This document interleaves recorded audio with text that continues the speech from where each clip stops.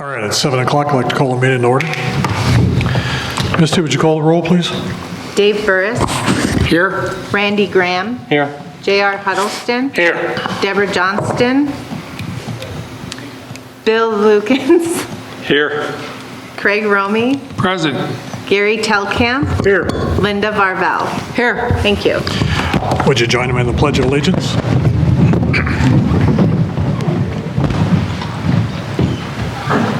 I pledge Allegiance to the flag of the United States of America and to the republic for which it stands, one nation, under God, indivisible, with liberty and justice for all.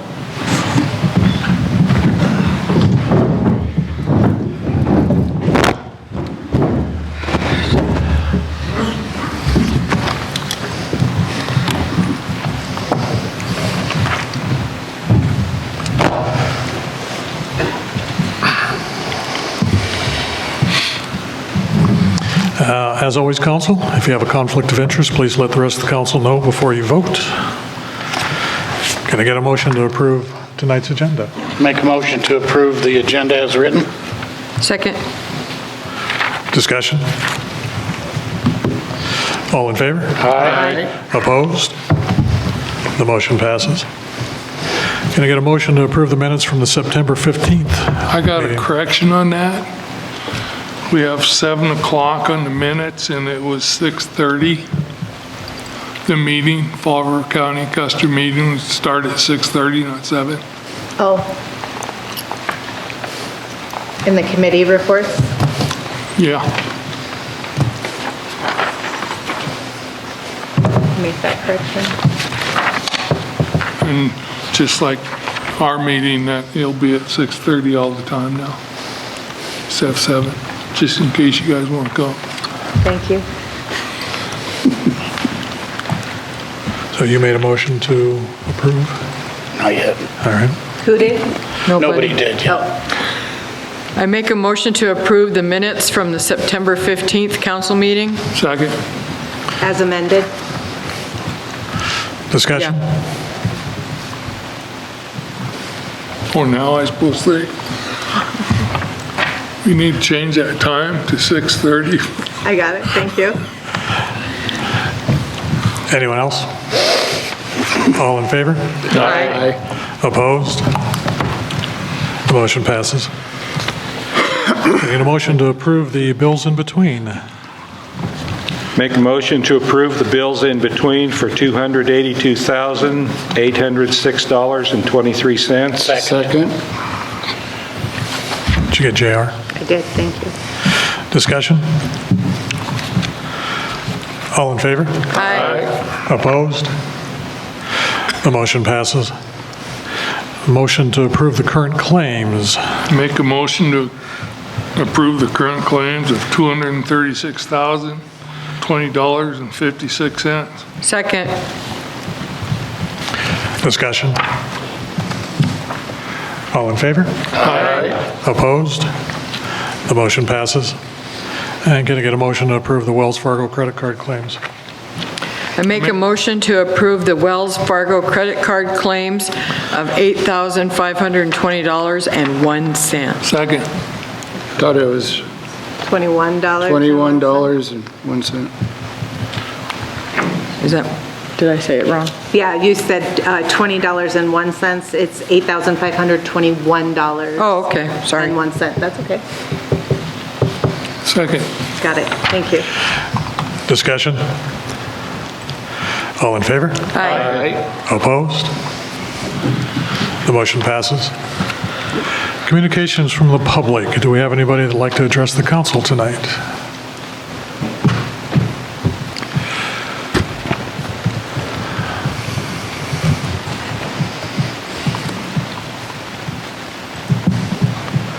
And just a reminder, we have 5 minutes set aside for each speaker.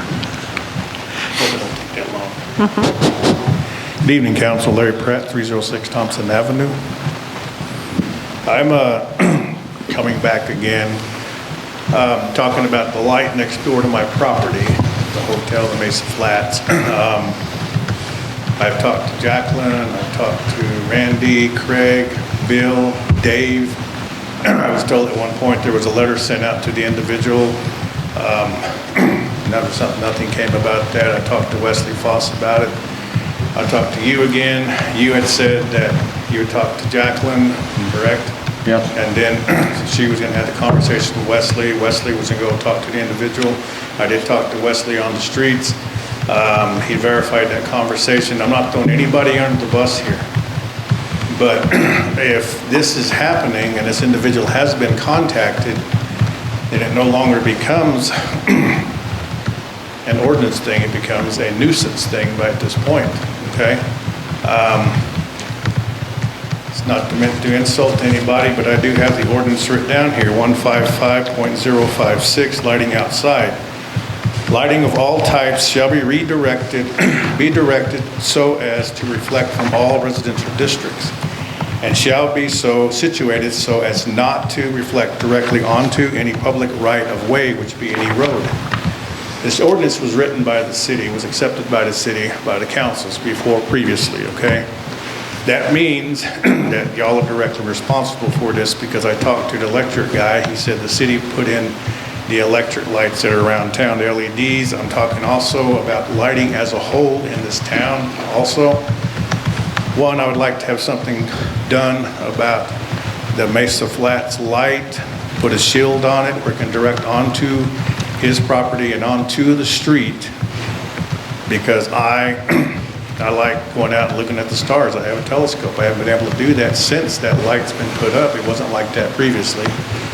Also, the corner light on that street, Thompson Avenue, the new LED light, the old lights had shields on them. It doesn't now. So it also reflects into my yard. According to the ordinance, according to codified law, according to things that I've read, the lighting is your responsibility. The lighting will be your responsibility to put shieldings on lights around town so that they're not shining on residential areas and only going into places and not shining on the roads and the public highways in that area. You know, it would come out of the budget somewhere. Just my thoughts on it, but I really would like to go back to the first thing and know when there's going to be some resolve on the Mesa Flats light shining on my property. So if anybody's got any questions or comments or wants to throw a rock at me, I'm right here. Question. Sir. What would be your scenario for fixing this? Readjusting the light, putting a shade on the light, or a directional reflector, or what? Put a reflector on it. If anybody's been to Lynn's, look at their lighting down there. That lighting goes down off the reflecting, goes onto the parking lot area only, and goes as far out as the front of the parking lot there in that area right there. That would be an excellent choice on that. My neighbor, his trees are lit up at night. My neighbor next door, his front porch is lit up. That would be a perfect way to do that, just so they would shine down to where it's supposed to be. Okay. Hey Larry, thank you for bringing this Yes. up again. So Wes met with the owner of the Mesa Flats last week, towards the end of the week, and was informed by that owner that he had purchased the necessary items, shielding, coverings to go over that light to redirect the light. So that should be getting installed soon. So we're going to continue to follow up on it though, because it has been brought up at so many different levels. So we have sent a letter out, and we did enclose the ordinance with that letter, and then the code enforcement official has also spoken with this individual a couple of times directly. So we're going to work on getting this resolved. Thank you. Thank you, ma'am. Just so you know, Larry, I did run it up the tree when you and I talked, so. And the mind was not meant, like I said, to Yeah, anybody. I know. I just want you to know that. Everybody on the council up to speed with what's going on, so thank you. Yeah. Now, you referred to two different lights, is that not correct? Yes, sir. Well, in the second one, now this is the one that's shining into your home? This one is at the end of Sheridan Street and Thompson Street. Okay? And then the other one? The other one is on the Mesa Flats. The Mesa Flats? Okay. The one at the end of the street is a street light. And Black Hills Power has been changing all those. Isn't the wooden poles Black Hills Power? Yes. Has Black, I talked to Billy, had a conversation. He said all those lights fall under the city's jurisdiction. Really? Okay. well, there'll be a city requirement on those. If it's Black Hills Light, they still have to follow city requirements. So have they been contacted, do you know? Not about that particular issue, I don't believe, but I'm going to follow up on it with our Public Works Director, Okay. and we'll loop in code enforcement one more time. Okay.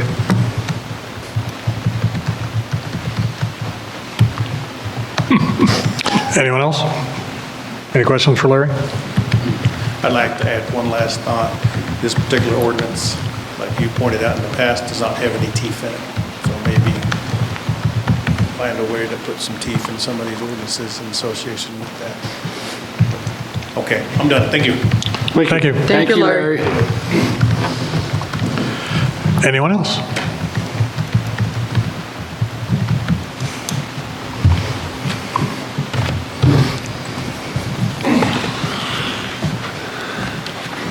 All right, we'll move on to council updates. Sarah Peterson, representing Fall River County Intervenors. I'm not actually Sarah Peterson. You have to guess that. We'll wait till you get to the microphone so everybody can hear you. Yeah, I'm Ben Sharp. There are 10 interveners from Fall River County, and several of us have been discussing this together, and they've asked me to represent us on this matter. Would you state your address, please? Say that again? Would you state your address, please? 28290 West Flagpole Road, Hot Springs. Then is the last name Sharp, the Yes. normal spelling? Yes. Okay. So, I suspect people know what this is about, but just for information, what an intervener is, we have registered to make a formal intervention in a proposal for a uranium exploration drilling permit in Craven Canyon. Craven Canyon is just north of Edgemont, South Dakota. Those of you who have been around the county for a while will recall that this uranium mining question has come back in various forms and under the jurisdictions of different government agencies. It's back again, this time under the jurisdiction of the state. And so the topic is that a uranium mining company has applied for a permit to explore for uranium in Craven Canyon. This time it's the state that's handling that. And the public consultation for that, unless it's sponsored, unless it's the request to move the public consultation is sponsored by the local county commission, would take place in Pierre, South Dakota. Now, we don't think it's appropriate that decisions about our future water quality and the quality of life of citizens of Fall River County would be decided in Pierre without any access to the citizens that are actually affected. And so we think it's in everybody's best interest that that discussion should happen here locally, where citizens actually have a right to speak up about it. So what we've done is we've applied to the South Dakota Board of Minerals for the right to have a hearing held here. Their response was, under South Dakota state law, the county commission would need to request that. Unfortunately, the county commission has already voted to support that jointly with the county commission from Oglala, Lakota County. So those commissions are both unanimously in favor of supporting the transfer of the consultation, the public hearings to here at the Wheeler Center. What we're asking for is that the Hot Springs City Council joins with the county commissioners of Oglala, Lakota, and also Fall River County to express that support in a letter that the hearing should be transferred to here, and also to meet the costs of sponsoring the hearings here. In the agenda, it says that the request is for 1/2 of the cost. This was before we had verification that Oglala, Lakota, and Fall River County had already both agreed. So in that light, we think it's appropriate to ask for 1/3 of the cost to be met by the city of Hot Springs. So that would actually be $1,957. The cost of that is to support 4 days of travel and accommodation for the 7 state employees that would be required to travel here and attend those hearings. If you've been around the county for a while, you will recall this will be the 3rd time we've had hearings on this matter. The EPA and the NRC have both previously been involved in permitting uranium mining here in Fall River County. And the hearings both times were held right here at the Mueller Center. There was a lot of interest. This place was packed. It was standing room only for part of that over several days of the hearing. And I think you'll recall there was also a previous vote for a public referendum a couple of years ago to declare uranium mining a public nuisance in Fall River County. That also got a lot of public interest. So this is certainly a matter that's of interest to all of your voters, and the city voters have already spoken about their opinion about uranium mining. But importantly, this is not a vote about what is their opinion about uranium mining at this stage. This is just a question of whether the decision should be informed by consultation that happens locally, or whether it happens in a closed room between corporate lobbyists and government bureaucrats and peer. I think even if you're fully in support of uranium mining in Fall River County, if you believe in the democratic process, you would agree that this discussion should be had by the voters that it affects and not forcing them to travel to Pierre, South Dakota to do it. And the other point to be made, and I don't actually know what's the calculus by which the city council decides whether sponsoring events is economically in the best interest of the county. But I would suspect that $1,957 is actually not a lot of money to sponsor an event that would probably pull at least, I don't know how many of those 400 people that were here last time were from out of town, but certainly a fair number of them. So it is slow time of the tourist season to have that many people coming from out of town for 4 days and buying hotel rooms and restaurant meals and paying for gas. It's probably actually, even if it was not a matter of public interest, it's probably an economic benefit to the county to host this thing anyway. So it's, from my perspective, I would think that's, that's a useful argument. But ultimately, the real argument is that democracy only works if the citizens that are affected actually have an opportunity to have a voice. And I think it's, maybe it's a bit cheeky that the state feels like we should have to pay them to do their job just to come here and listen to the citizens of Fall River County, but that is the state law. So 1/3 of the cost to bring the hearing here, $1,957, and a letter of support to say that it should be held here. I think that that's fully consistent with the way the democratic process is supposed to work. So that's what we're asking for. So these other communities have already stated they'll pay 1/3? Say that again. These other communities said they will pay 1/3? The Fall River County and Oglala Lakota County Commissioners, and that's not separate communities, it's the county commissions, have both agreed that they would support the move. They didn't talk about money. We proposed 1/3 because that seems rational to me. If Hot Springs puts up 1/3 and if Fall River County somehow balks at that, we would go back to them and say that's ridiculous. But I don't think that's the case. I think it's going to be very easy to make the case that this is of interest to everybody, and that's a reasonable way to break down the money. Well, I would agree that 1/3 amongst all the groups would be fine, but unless I'm got a misprint here, I got an estimated cost of $2,935. Is that correct? That was the 50%. That was when it was half. That was before we had confirmation that both counties Okay, were both all right. running. I just needed to make sure that Yes. I was understanding that correct. The total cost estimated from the state is $58.70. And so 1/3 of $58.70 is $19.57. Okay. Go ahead, thank you. I didn't mean to be rude and Oh, no, I'm interrupt. done. Okay. If there was anything else, I can answer questions. Mr. Sharp? Yes. If the city was to agree to that, and then the counties balked at that and said, no, do you have funds available to make up that difference? I do not. We would go to the counties and tell them that I think that their voters would appreciate it. But if they said no, then what?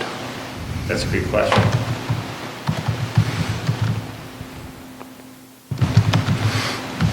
I mean, it would be it seems like it'd be pretty easy for you guys to say, we will put up 1/3 of the money on the condition that the other 2/3 are also coming.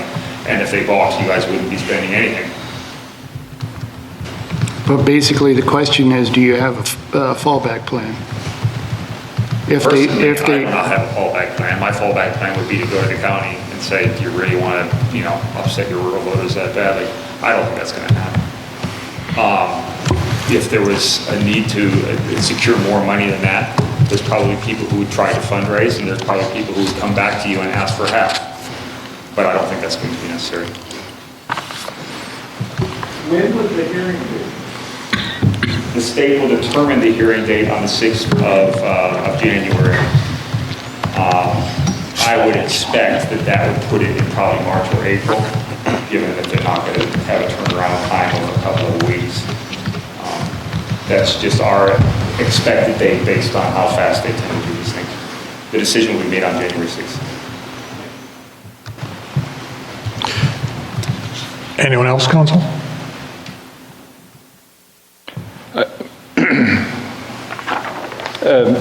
The only comment when you said that bringing that many people to town would be an economic benefit to the town, assuming the 1/3 cost to the city, looking at our 2% sales tax, this is just for information, it would require about $97,850 in expenditures that are sales taxable expenditures to cover that $1,957. So, and I haven't tried to break anything down any further than that, but that's a lot of expenditures for a 2-day. 4 days. Or a 4-day meeting with people. I don't think the suggestion was that the city council was going to make a profit. I think the suggestion is that the citizens of the county would make a profit because they're going to be selling hotel rooms and restaurant meals. Right, but the funds you're asking for are from the taxpayer dollars. Correct, and in the taxpayer interest. But I'm just saying that's how much revenue the local businesses would have to take in for the city to break even on that expenditure. Yeah, I don't think, I was not trying to imply that the city would break even. What I was trying to imply was that it's an investment that creates economic benefit to the citizens of the county as well as being in the public interest. Now, I don't know how you usually do that calculus. We could dig in and see what other public events. No, I understand. It's just, we have to look at how we spend our money, and that's just one of the ways we look at it. So that's just a data point. Correct. Not trying to argue the long-term benefits. It's just, like I said, that's a data point. Yeah. I would think that everybody on this council would be in support of this, but it does come down to a financial thing on everything we spend, especially after everything we spent in this community and future expenditures that are coming up very shortly. So it's not that we wouldn't want to support you, we just want everybody to understand it does come down to financial stuff also. Sure. It won't be good for the economy of the county if the water gets poisoned either. No, They're a long-term investment. that's why I'm saying, everybody here, I think, and heartfelt would support it, but we do have to be good stewards of the citizens' money. Anyone else?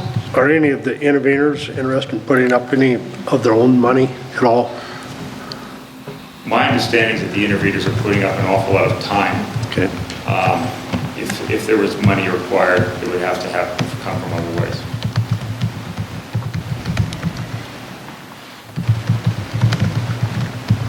When does this, a decision have to be made, or when does when's the deadline to put the request in to Pier to ask them to move? My understanding is that they would need to have that by the first week of December, like a full month ahead of their hearing date. Okay. I asked because you had mentioned that Fall River County and Oglala County have made a commitment to fund it.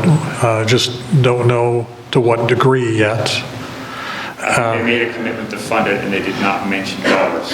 Right, Or sorry, to support it, and did not mention dollars. okay. To support it with a letter of support, correct? Well, no, I mean, it was explicit that it would require money. Like, they knew it would require money when they said support, because the law is explicit that if the county has to sponsor it, not just ask for it. So they agreed to sponsor. They didn't talk about the breakdown of dollars. Okay. To follow up on Bill's math, which he's much better at than I am, but Finance did provide us a breakdown of what Bill was talking about at the $2,935 level. That would require an additional $147,000 in added sales to cover the $2,935. So as he'd point out, it would be less than that. But again, that's just information for council to help inform whatever decision you want, whichever one you're going to make. So again, knowing that it's December 1st, that the request would need to be in, we still have some time, depending on the motion that the council makes, to go back and see how much Fall River County and Ogallala County are willing to contribute towards the total $5,870. Okay. Is there a draft of the letter of support that? Yes, we can supply that. Oh. I mean, I didn't know if we got that from the last time we talked about this or not, since I was out last week. The letter of support from the Like county? a draft, like they were going to provide us with a draft of what they needed that letter of support to say. I didn't know if that was provided yet. Yes. I believe it's in council's packet. I don't think that's what we'd want to write. No, and Ariel has come up with a different version. Okay. But she felt it was important that the council see what the interveners had put together as far as the request to them. But yes, it would be a little more formal Okay. if council decides that they want to approve it. Are the, Mr. Sharper, the interveners, are those all personal individuals then? yes. Or is there some groups? Yes, there's 35 registered interveners, 10 from Fall River County, and 25 from elsewhere, mostly Custer, Pennington, and Ogallala County. Do you see more interveners coming about or not? Or is So that the deadline is passed. his deadline is passed? So if my number's right, this, In previous hearings, there were people who were registered in advance of speech, so they didn't use the term intervener, but in the same role. But there were a lot of people that showed up that were not obviously that, because it filled out this room. So but it attracts a lot of interest, even when from people who are not pre-registered to speak. But yeah, the deadline to pre-register was quite a while ago. just a comment, it's about $167 an intervener then.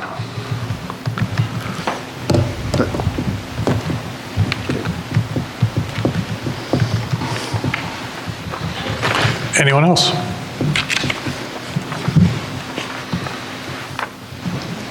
We'd like to have more information on financially what the county's thinking and what all communities that are going to be involved in this, what they're thinking on as far as amount of disbursement from each community. Because in theory, yes, I would support it, but financially, I need more information. I would like to know what the county's thinking. I'd like to know Ogallala, what they're thinking. I guess our request was that the council actually voted on whether they were willing to pledge a third, because that actually, I mean, if you're waiting for the county to give a number and they're waiting for you to give a number, then we can go back and forth, and that's a 2 week. Well, I'm not, I'm only one person. No, I'm just saying that's the request is that that's what the vote is to pledge a third, which then puts the pressure on the counties to do the same. I shouldn't have to say pressure. I think they're already on side. Do you have a But either cap way, on? If nobody's the first one to say a number, then they can turn around and say, well, we'd like to know what the city's thinking. It just feels like it could. Do you have a cap on the dollar amount? Say that again? Is there a cap on the dollar amount? For instance, you started out with your request, and it was at half at $29.35 for half. Correct. Now, so the total says $58.70. Is that where it's going to stop? It's What an if we estimate. today said, yes, sir, we'll agree with the third, and that third comes up to $6,000, and everybody else pays $6,000? I'm not happy with that. I'd like to see what your cap is, what the others are thinking before we would even approve what our third would be. Certainly. I mean, it's certainly not my cap, it is the state. The state provided us with that estimate, and their estimate was based on accommodation for 7 people for 4 days and 3 vehicles worth of travel. So they said 7 people, 4 days in Hot Springs, South Dakota cost them, what was it, $5,870. I think it'd be, if the state could turn around and say, actually, it costs us $18,000 to send 7 employees to Hot Springs for 4 days, somebody's doing some funny math in the state. I just threw the number. I can't promise you what the state's going to say. I'm giving you the full information of what their estimate was and the logic behind it.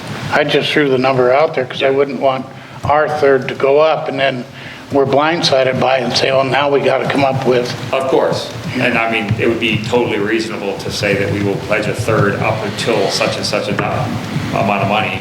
Right. And then if the state comes back with something higher than that, we'll write to our state representative saying, who are these people and what kind of game are they playing? That's fair.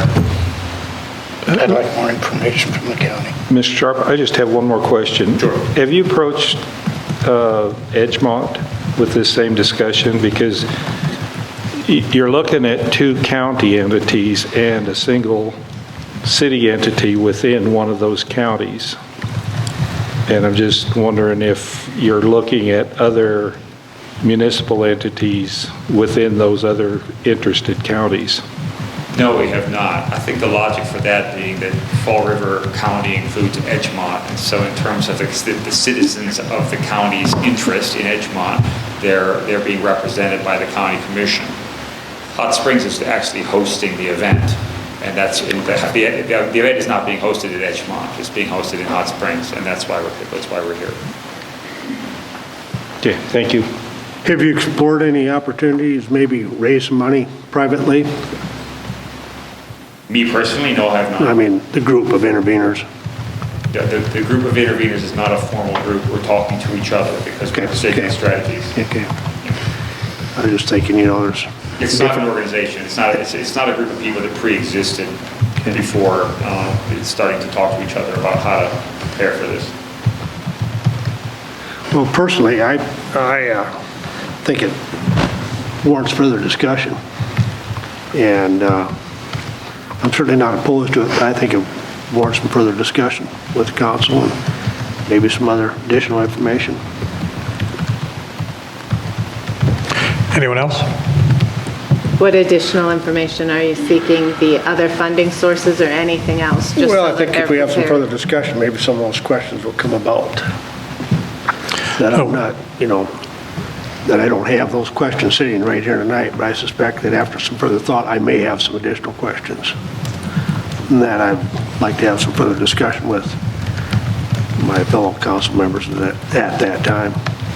So are those public discussions or are those private discussions? Whatever works, whatever the protocol is. All discussions referring to the expenditures of money for the city is a public matter, but it does not mean that there'll be behind the scenes talk. No, I was just asking, does that mean? No, I'm just letting you know. I don't know. I'm new to this. Yeah, I understand. Yeah. I'm just letting you know how it actually works. Okay. Every expenditure has to be talked in public. But in order for us to put our heads together and ask different questions, we're not going to spend 2.5 hours here tonight just on this one particular item.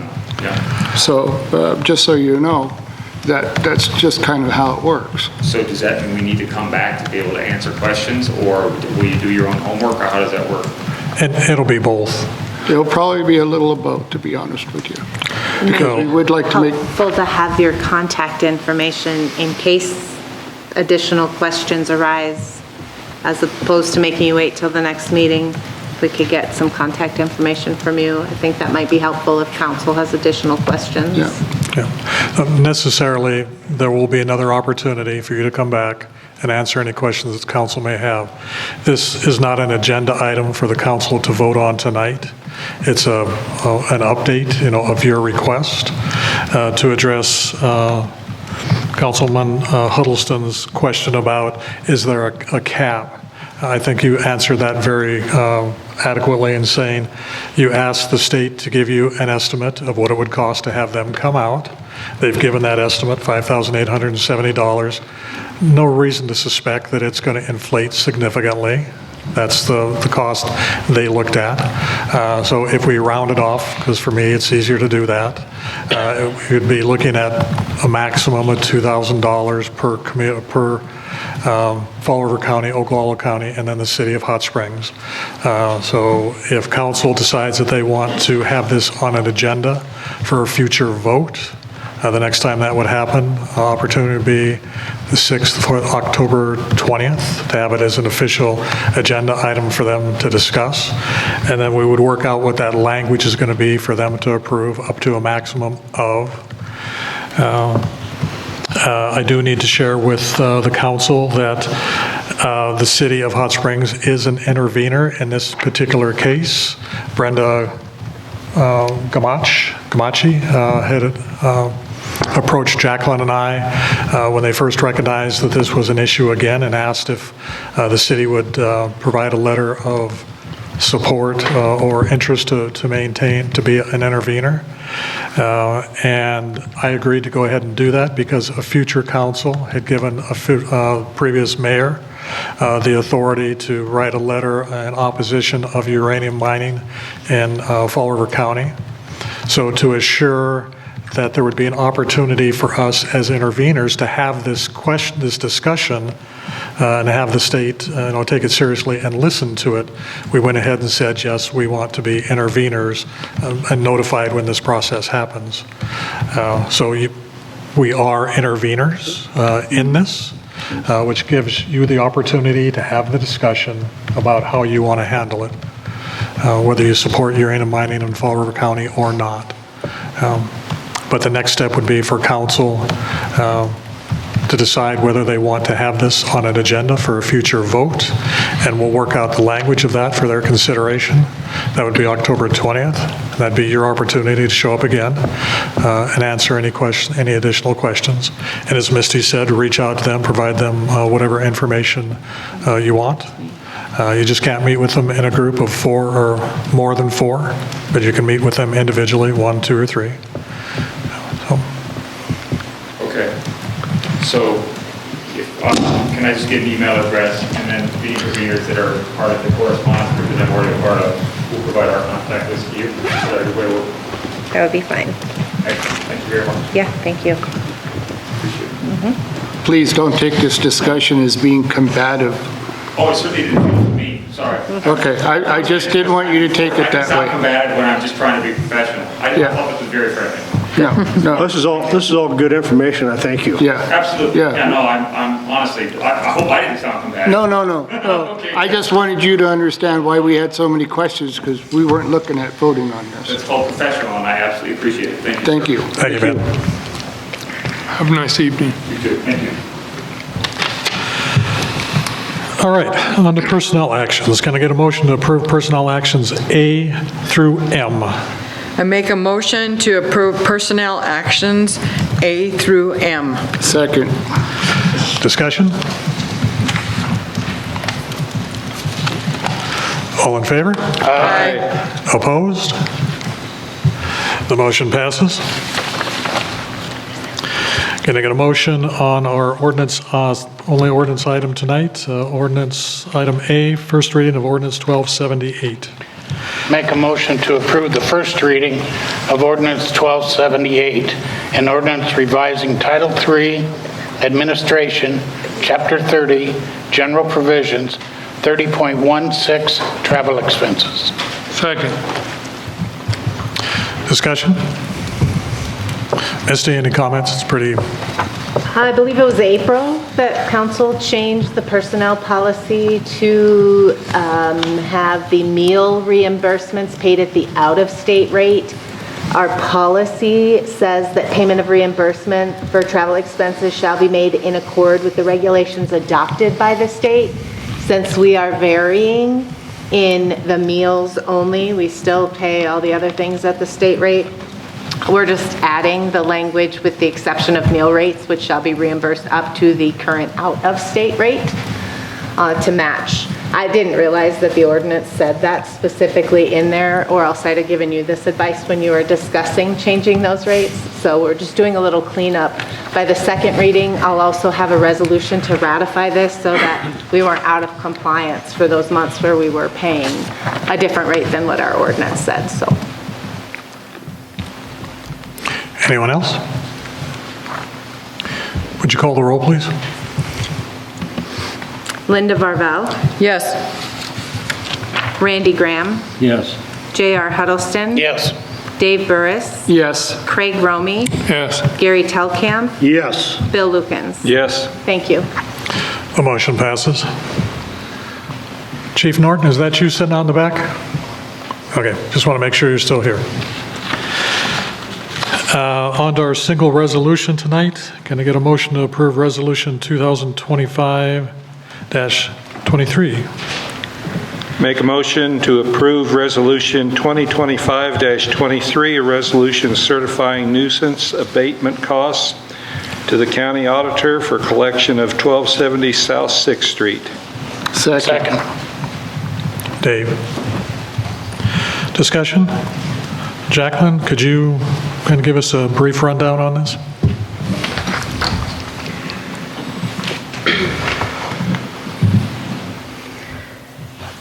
Are you looking for any specifics about this, or so? No, just kind of an update to council about, the process. They're aware of it, where we're at in it, that it's been finished, and now we're asking to put this cost against the property owner so we can get reimbursed for the cost. That really sums it up right there. So, we are finished with the project. So I think this is probably the last step, really, for us to zero it out, to close it out, and then hopefully recoup the cost at the end. But the mayor said it really well. Do you want to give the total? Good job. Oh, that's listed on here? Yeah. The $33,822.28. Is what we're requesting. So, this land will go up for auction, I take it. We hope they'll do that. And if it don't bring the 33,000, are we gonna sell it for what it brings? It should. I think the estimate of the value of the land alone exceeds the amount of our Yeah, but assessment. have you been to county auctions before? A lot of times they don't bring what they're supposed to bring. Does the 33,000 whatever, does that also include any back taxes owed on this piece of property? That's our assessment, so no, it does not. That'd be Okay. the county have to collect that. Yeah. Oh, okay. So it'd be more than 33,000 that needs to be collected. I thought they were up to date on their taxes. No, their taxes are paid. Oh, They are? They are not paid. Oh, okay. Do we know how far behind, how many years behind we are? Or they are?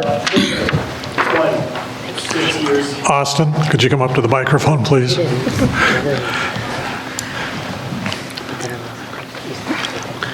Jacqueline, what was that figure? So It's I've on the confirmed with the resolution. county, they It's, are not, 33,000. I don't think they've paid their taxes, these current property owners, since 2018, when they obtained the property. So, yeah, they're 6 years behind in property taxes. I've been in talks with the county as well. Do we know what a situation. total to those taxes are? I don't have it in front of me right now. We can look on GIS since 2018. I want to say there's 2 different parcels, maybe 5,000 to 6,000 or so. Do we know what the estimated value of the property is? According to the tax assessment, again, that's on GIS, that's public information. I looked it up a few months ago, but I haven't recently. It was more than 33,000, but, you know, that included the trailer, but if anything, I think the values have improved. With, you know, I think the land assessment itself was more than 33,000. Do we know if they're 2 full lots or a lot and a half, or, you know? It's 2 parcels, so one parcel where the trailer was on like this side of the Fall River. The other parcel was kind of kitty corner to that crossed the river. So, and that was nothing on that parcel. So it's on both sides of the river. Yeah, mostly on the south side, but it did cross into the north side just a little bit. What's there is probably just trees and brush, but, you know, that's about it. And do we know if that is plotted as 2 lots? It is 2 parcels, 2 lots. It's like lot this number, and then the east half of lot this number is, I think, what... It's on the resolution, the Yeah. 2 parcel numbers are on your resolution, and the assessed value of the larger one is $55,240. Yeah, and then the other smaller one is $10,440. I think it breaks down to less than the building versus land. Sure. I'll look at the property record on the bigger one, but I agree with you, it's probably worth more cleaned up. All right, any other questions? No, I'm good, thank you. Thank you. So as Jim Jones mentioned to us when we were talking about the wastewater treatment plant, there's a lot of steps in this process. This is certainly early on in everything in the steps, at least getting the abatement on the property. Then when we get to the point of trying to decide whether we're going to sell it or not, there'll be other questions to answer. But for tonight, it's, are you going to approve a resolution to put a cost abatement of $33,822.28 against the property? It is prime property of the river right there. Yep. I'm done. All right. Any other questions? All in favor? Aye. Opposed? The motion passes. On to new business. Our first new business, item A, is discussion only, and its next steps for the wastewater treatment plant funding and public notification.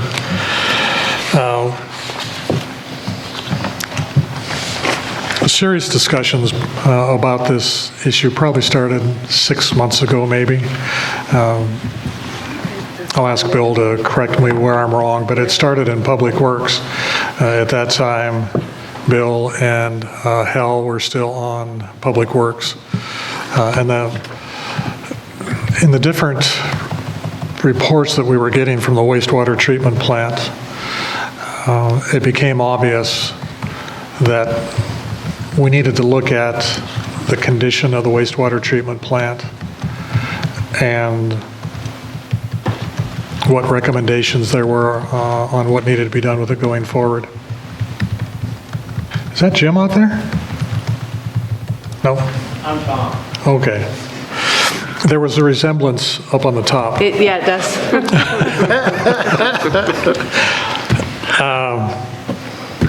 So those discussions ended up in a recommendation from Public Works to go ahead and fund the study that from AE2S, which you folks got the final report from.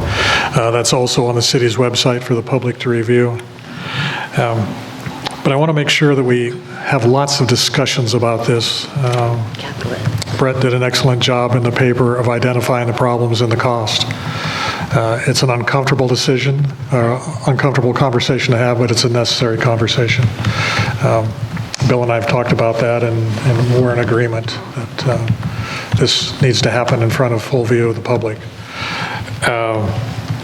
We met, we being Misty, Jacqueline, Jason Carell, and I had a telephone conversation with Jim Jones from AE2S.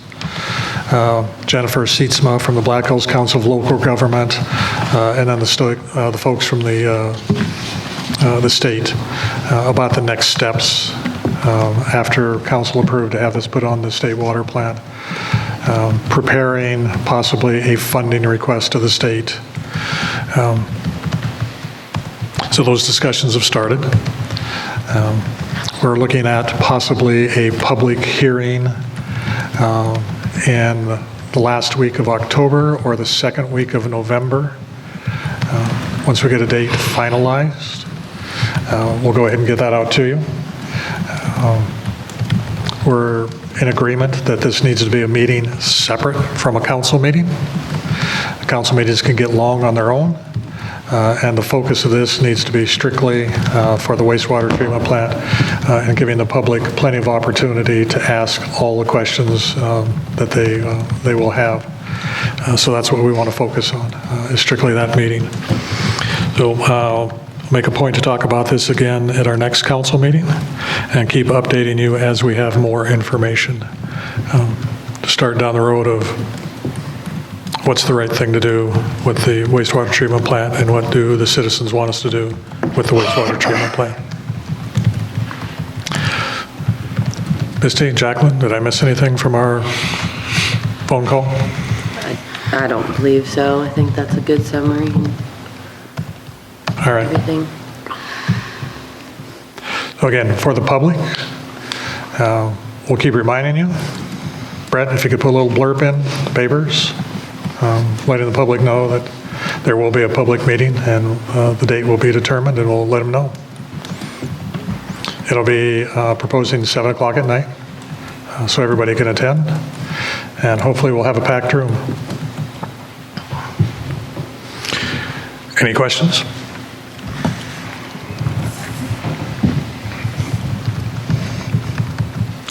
All right, on to new business, item B. Can I get a motion to allow the South Dakota Division of Criminal Investigation, DCI, access to City of Hot Springs Light Post? I would make a motion to allow the South Dakota Division of Criminal Investigation, the DCI, access to City of Hot Springs Light Post for the installation of a license plate reader LPR camera, which is part of the overall statewide LPR system under the full control and policy management and purposes of the South Dakota DCI.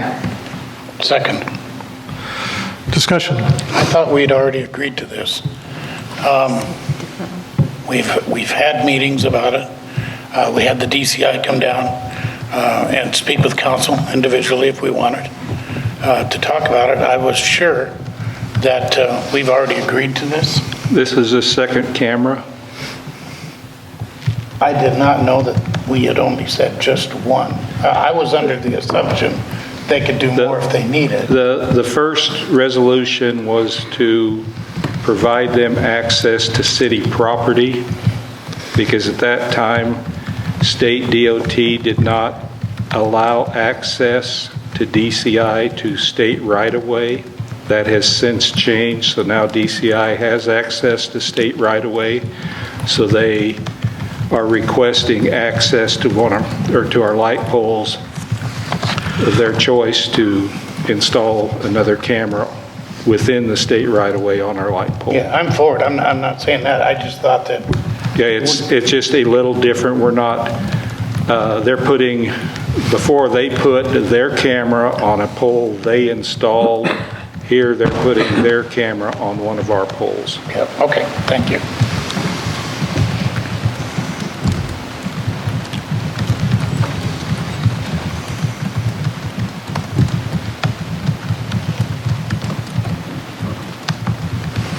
Anyone else?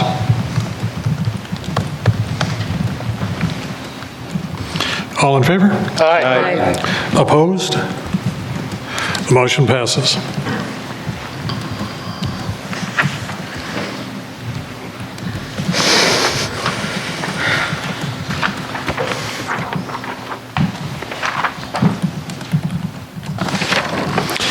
Can I get a motion on new business item C? Approve the South Dakota Department of Transportation permit to occupy right-of-way for Richard Richards, Jr.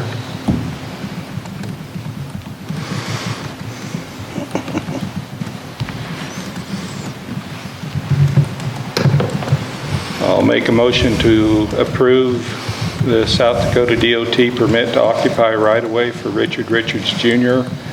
Peaceful March event between 3 and 5 p.m. on Friday, October 17th on US Highway 385. I'll second that. Discussion. Richard, are you with us? Yeah. Do you have anything you'd like to share with council?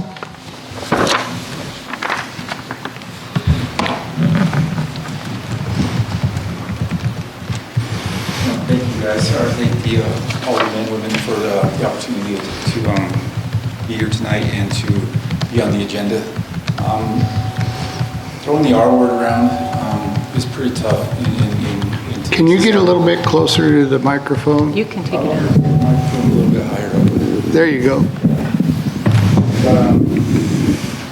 How's this? There you go. Thank you. Okay, so bringing the R word up in today's society is a little tough. It's something that, you know, I've done in across the United States, in Boston, in California, in Berkeley. I went to the University of California in Berkeley. I learned quite a bit about equality and fairness there. And so I just wanted to kind of bring that topic here to Hot Springs. My mother's been living here for 20 years now. I've come here from Rapid City back and forth, visiting her on many occasions. And so I've experienced some things here in town, as well as my family members, friends, relatives, that we could look and we can do better as the city of Hot Springs and the community of Hot Springs, especially when in regards to our veterans who are coming here from other states, other communities, and other ethnic backgrounds.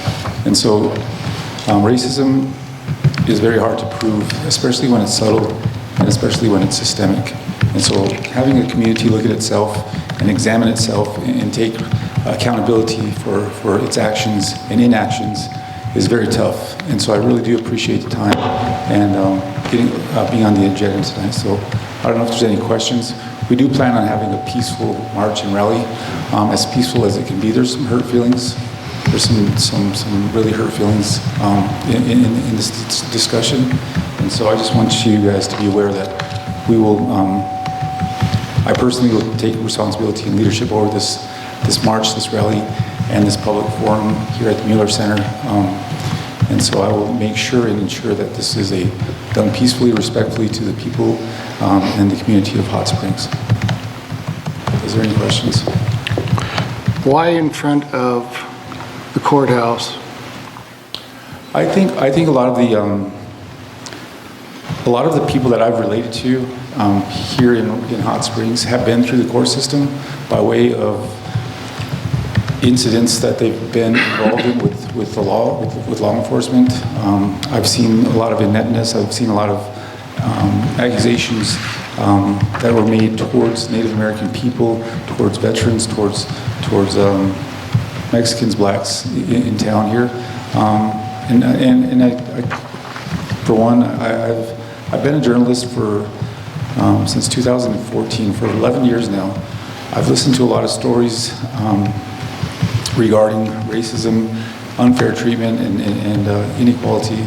And so I'm kind of a complaint department in Rapid City when it comes to my Native American population there, both on the reservation and in Rapid City, excuse me. And so I've gotten a lot of complaints. I've heard a lot of things about Hot Springs. And with all due respect, you know, it's just time that we examine this. We look at this kind of more closely about how we're treating and how we're putting our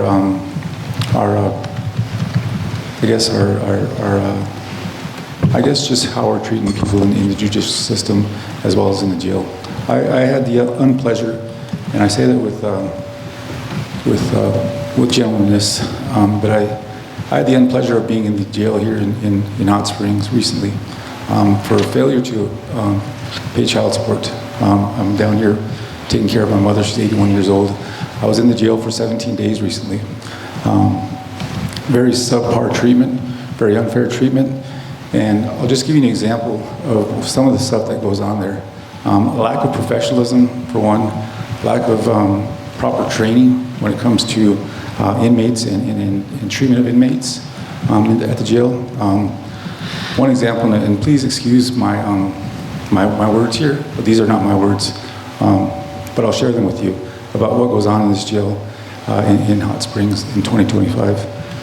One of the jailers, and I won't share his name, came up to one of the inmates there and had said, and please excuse my language, it was harsh to hear at that time as well. But he came up to one of the inmates and said, "What do you call a lesbian octopus?" And so that caught my attention, that caught my ear. And his response, the inmate kind of shrugged his shoulders, and the jailer said, "A lickalotopus." And so when you have that type of unprofessionalism in today's society, in 2025 in Hot Springs, South Dakota, I think we need to look at that and correct that behavior and do what we can. And that has nothing to do with racism, but has something to do with sexism. And it was just gross to hear. Very, very, very wrong to say at that time. Very disrespectful to women, very disrespectful to his co-workers. There was another woman on staff with him that day, and just a very wrong thing to say. And so we can do better, Hot Springs. And I hope that this march, this rally, this forum that we have afterwards starts a conversation that goes into the next few months, and that we can look at ourselves and see where we can make some changes, make some corrections, and do better for our citizens, our veterans, and the people that come and visit this town. So you think by a march and protesting in front of the courthouse, or I guess in this case, the jail, is going to bring on what in your opinion, a peaceful discussion and way of bringing up the lack of proper etiquette? Where reading your letter, which I read it twice, to be honest with you, I have no problem with you having that peaceful discussion and confronting the lack of certain etiquette that you're bringing up in a forum, but marching and protesting in front of the jailhouse and the courthouse doesn't seem like a way to start a peaceful conversation. I think it is. Protest and marching are really harsh terms. Like I said, in today's society, it's really tough to do this, but I don't want you to think that we are coming here with guns a-blazing and all of this. We come with drums, we come with prayers, we come with sage, we come with grandmothers, grandchildren, and we march peacefully. We hold our signs up, and it gives people the opportunity to speak and to be heard. And that's when we do our protests in Rapid City. Yes, we get a little loud, but it's heard, and sometimes people just want to be heard and have that opportunity for others to listen. I plan on bringing my friends from many different media outlets. I'm a journalist myself, and so I plan on bringing several media outlets, including a group from HBO called Vice. They're a documentary company, and we'll be focusing on border town and treatment of Native Americans outside of the reservation in border towns. And so we're not going to be out of hand, if that's what your concern is. We're going to be very respectful, we're going to be very kind, and we're not going to be telling jokes about octopuses and anything like that. We're going to be the most respectful people that you meet whenever we come here and do this on October 17th. But you do know that you're going to be interrupting a highway. That's why you put in this form. Is that correct? Yes. So you do know that you're going to be confronting people who are going to have to stop during a work day. Every day is a work day for some folks in this community. So they'll be waiting on you for you to do your march and everything, which I don't think is actually bringing good feelings. I think is going to be a disruption, but I do understand you coming to the Mueller Center and doing those things in an open auditorium, whether it be The smoke, I don't know if they'll allow you to do that in here, but, I mean, all else that you're discussing seems like a better place to do it would be in a open forum where everybody can come, and you're not disturbing state highway.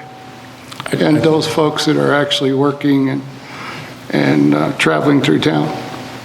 I think we just want to reserve our right to the First Amendment, the right to assembly and free speech. And that includes stopping a highway temporarily and disrupting traffic momentarily for the approximate time of 30 to 45 minutes.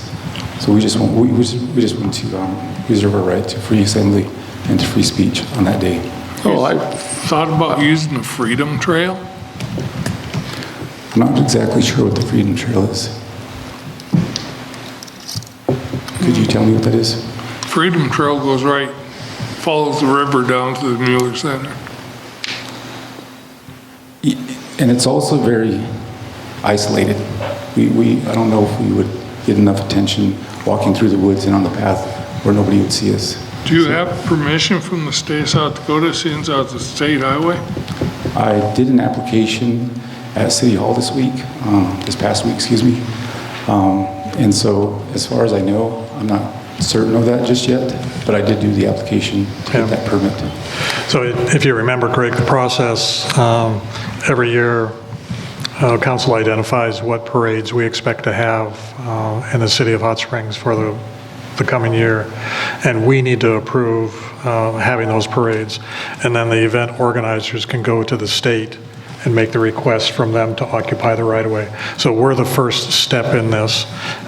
If a community doesn't want to have a parade on a state highway in their community, that is certainly going to weigh into the state's decision. In this case, Richard needs to start with the city council to see if the council will approve it. And then if there's an approval, or the decision from the council will then be moved on to the state for their approval or not.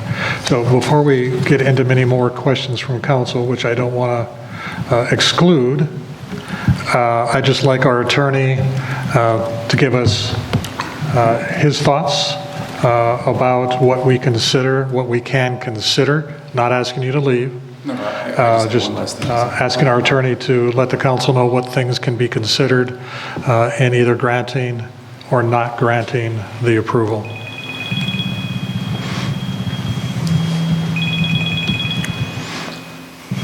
So just looking at this application, and as Mr. Richards mentioned, the First Amendment, and just want to give some background here, First Amendment assembly requests and such.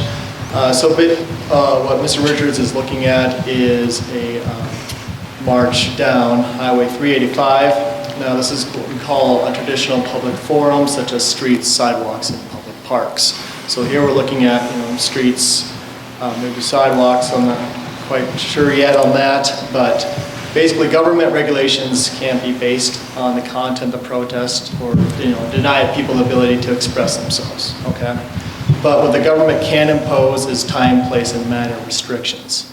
Okay, so just like marching down the street, looking at application and such, because you're going to disrupt traffic, basically, and also looking at safety concerns. So, permits may be denied for content-neutral reasons, such as that public safety issue here. They have to be, reasonable. Here in this application, if you look at, part 2, it's like Mr. Richards here has this piece where it says, I agree to abide by all conditions as herein stated. Number 2 says to provide protection to highway traffic during occupancy by use of proper signs, barricades, flag persons, and lights as prescribed in the manual. I believe that's a DOT manual, I presume, since it's their application here. So just looking at what the council decides here, we're looking at a content-neutral reason if there is a denial. And so one thing here, and perhaps Chief Norton can bring more attention to it, is the public safety aspect, which I won't go any further to it. But there must be a lawful reason to deny an application in this situation. So I can kind of stand by for more questions for you guys as well. So would past practices, we would need to be consistent with what former councils have, the reasons they've approved like events, Yes. parades, or whatever it may be? Yes, looking at being consistent with other applications granted in the past. Now, looking at the timing of this, I think this was dated October 1st, and this is for the 17th of October, is what the application, I think, says. So I don't know if that changes from what your past applications have been. My understanding is a lot of these are months in advance versus 17 days in advance. But yeah, be consistent as much as possible. Okay. Council, do you have any questions of Austin along this line? So if we go with go ahead. And I guess I'll look at Austin and Richard when I ask this question. Is, Richard, you mentioned in your letter that your experience of being arrested. One of the concerns I have is if this is granted, that it may, and I'm looking at you now, Austin, too, in this context, that it may set a precedent that if someone else feels that they were improperly treated, that using some of the same reasoning that you did, only maybe not as robust, that they then want to have a march because they didn't like the way they were treated. And if we approve this, then are we going to make it so that anybody that doesn't like the fact that they got arrested and put in jail, we're going to have to approve a request that they march from the jail to somewhere in protest of their treatment?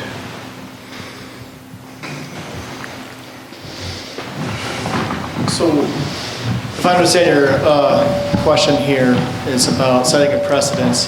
Well, you can't deny free speech. You can regulate the time, place, and manner. So, okay, let's say if someone else wants to have a march, similar march later on, then again, you have to deny it. If you do deny it, it must be based on content neutral. If it's like, well, you guys already had and protests about the jail, we're not going to do it again, you can't do that. Okay, okay, that precedents or not. That was a question, so asked and answered. Thank you. I definitely didn't want this to be about myself. This is not about my treatment only.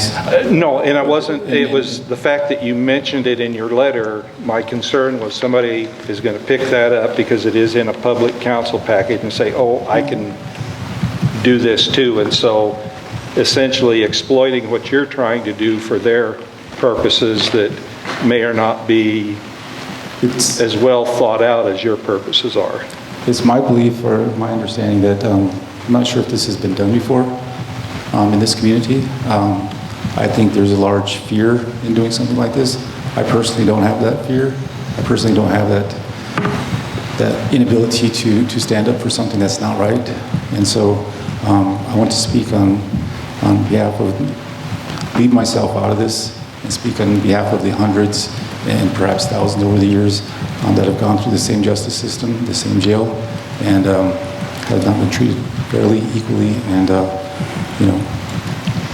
and so I definitely would like to withdraw that statement that I put in there about my own experience in the jail, and just consider everybody that's been done wrong by this system. Lastly, I just wanted to, if I could just grab something out of my jacket real quick. So my question, I guess, is, for the mayor, and probably you get to pipe into, but all the parades that we have is usually led and ended with the police department. So are we looking to have the police department be part of this march? So we'll give Chief Norton an opportunity to answer that question. It's something that I've highlighted in the application for permit to occupy. So answer will be forthcoming. Okay. In these two bottles, these are shampoo bottles that they have in the jail. These two shampoo bottles were brought out when I came out of jail. I was released on a Monday. These were filled up with the water in the jail on the Sunday prior to the Monday that I left the jail. When we talk about others and not just myself, these two water bottles were rinsed out, cleaned with bleach, and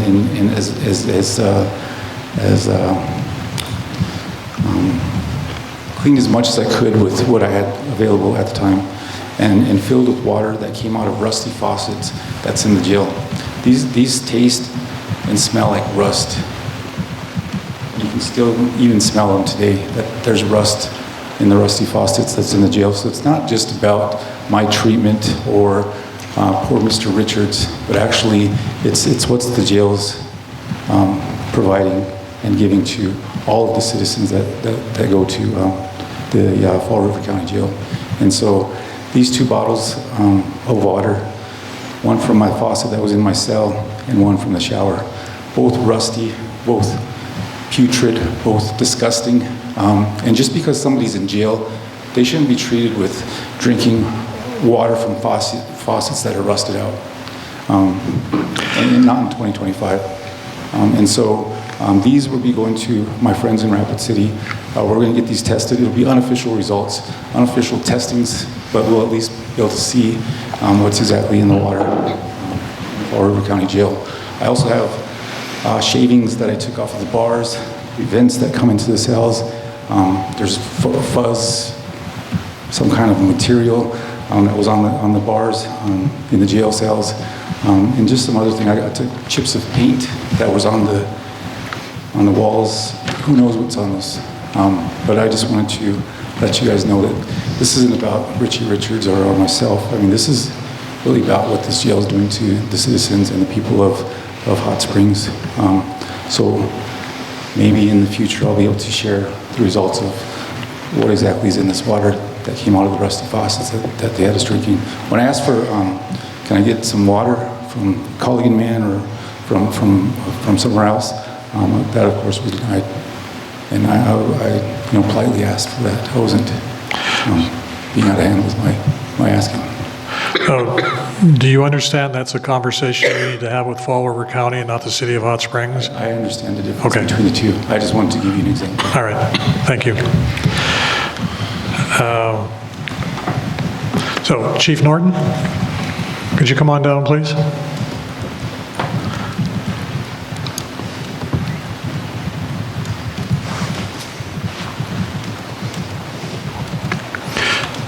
Thank you.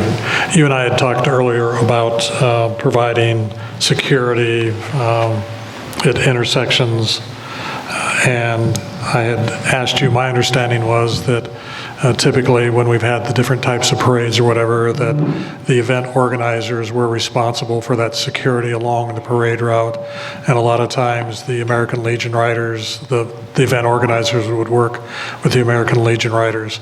And if I'm remembering correctly what you had shared with me, you had mentioned that it really is the police department that's responsible for getting the parade participants through town, and if you need additional help, then you work with the American Legion Riders or whoever to get that taken care of. Am I remembering that correctly? Yeah, so there are different individuals who run these different events as far as like the 4th of July parade, the school's homecoming parade. They have their own entities that reach out to the police department individually, and like Austin said, months in advance to coordinate traffic control and ask us if we'll help, and typically we do, given a decent amount of notice. I mean, obviously the 4th of July parade's on the 4th of July every year at 9 a.m. or 10 a.m., whatever it is, and homecoming parade's typically in September, and they'll reach out and ask if we're available to help. So we try to staff accordingly and then utilize what resources we can to help accommodate the routes. And oftentimes we have to utilize the South Dakota Wildland Fire, the Hot Springs Volunteer Fire Department, the Legion Riders. It's pretty thorough. We have a lot of entities involved in these events. And so, yeah, I mean, they reach out to us for help coordinating all that stuff. So because council approves the yearly parade events in January, that gives you plenty of opportunity to prepare for an event 2, 3, 4, 5, 6 months down the road. In this case, because we're looking at 11 days, does that give you adequate time to provide the police coverage or escort that you traditionally provide? 11 days is a very short fuse to coordinate an event like this. I mean, we're talking 1.5 miles of state highway, when I don't know what the anticipated numbers are for people, how long it's going to take. You know, just the sheer mass of intersections that we'll have to, you know, control for how long. I mean, it's a logistical nightmare. Schedule, you know, like my schedule is already made through the end of the month, so now we're talking overtime and calling people in and coordinating with multiple agencies and entities to try and make sure everybody's around. I haven't been reached out to by anybody yet to help coordinate this event. I've seen the DOT application, but nobody's reached out to our office as of October 6th to help with this, so it's yeah, it's gonna be difficult. Okay. So, Dave, if that answered your question. If not, interested council, if you have questions for our attorneys, the chief, Richard?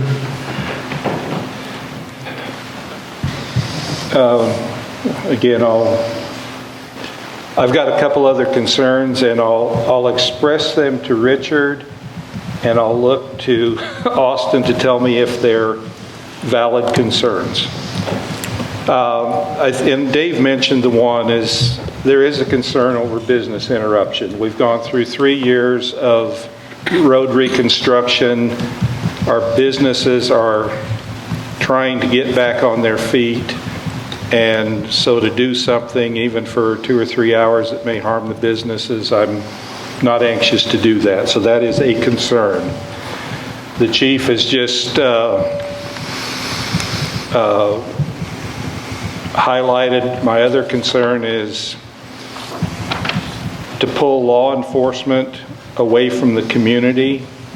That's pulling them away from other duties, as well as the added activities to ensure or help ensure the safety of the march. Those are typical with any added activities. My biggest concern, and I'm not sure I even know how to couch it or how to frame it, is the safety of the marchers from both an accident because somebody's driving and not paying attention, and potentially from a non-accident situation. I try to pay attention to what's going on in the world.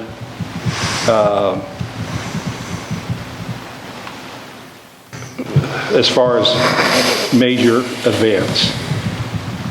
And when I see things that happen, I think it was last New Year's Eve down in New Orleans, when someone purposely drove through a crowd of people and tried to, I think he discharged a firearm.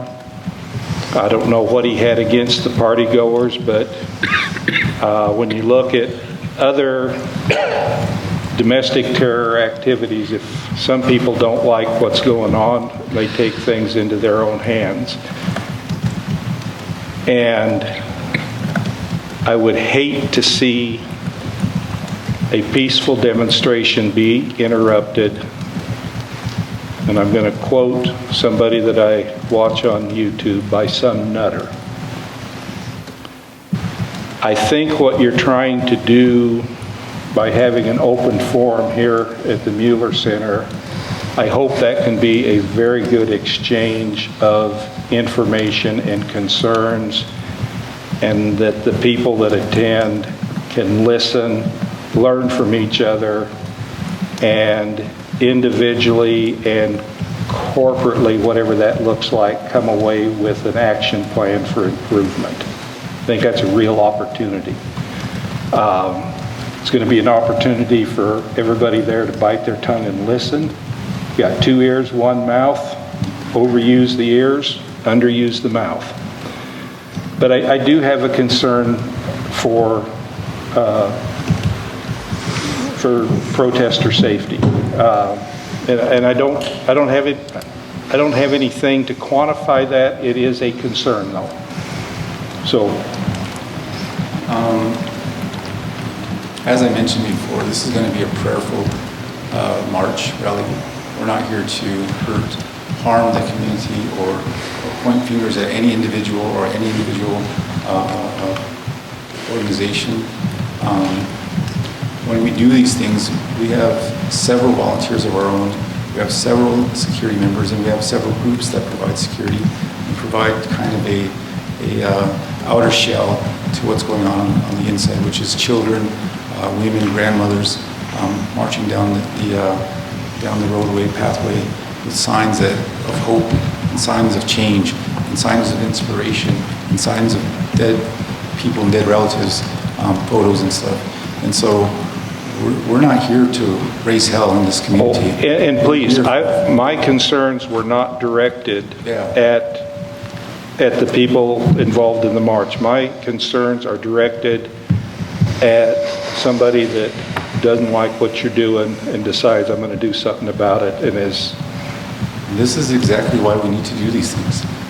But that's my concern about the march, and I understand where you're coming from, but those are my concerns. This is exactly why we need to do these things, so that that person that you're talking about, whoever that might be in your community, does not do that and does not have those feelings and does not feel that way towards us or towards Native Americans or women or black people or Mexican people or whatever the case may be.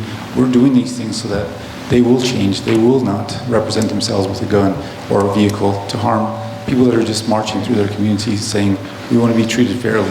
That's something that's not my responsibility. That's not my responsibility. That's not my burden to correct the behavior of your community members.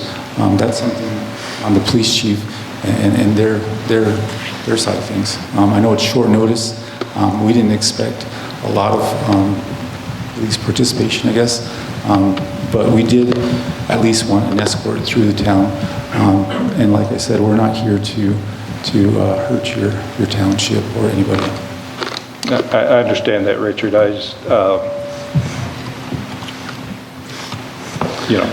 Mr. Richards, given some of the concerns that have been raised, do you have any flexibility on the dates, on the date? The only flexibility, there's two reasons why we chose October 17th. One, the weather. We wanted to not have to be in a situation by which we have to cancel or walk in the snow or such. So we wanted to do it prior to the weather or any discrepancies with that situation.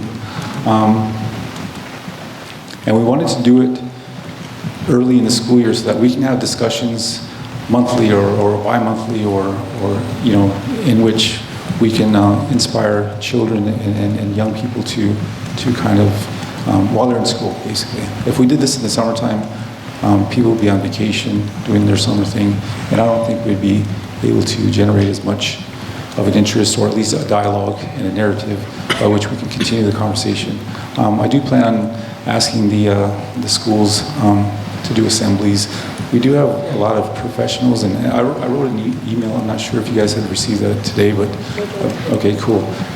describing how we would move forward in the future in the next few months with bringing people down and really having tables of discussions, activities, and just things that open up the minds of the community members, business leaders, school administrators, law enforcement, and such. So it's not just a march and a rally that's going to, take place and that's it. We're going to be shining a huge spotlight on Hot Springs, and we're going to hope for change, bring change, and be a part of change.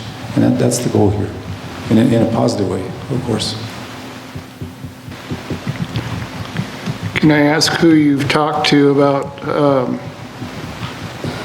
having safety lead you through your path?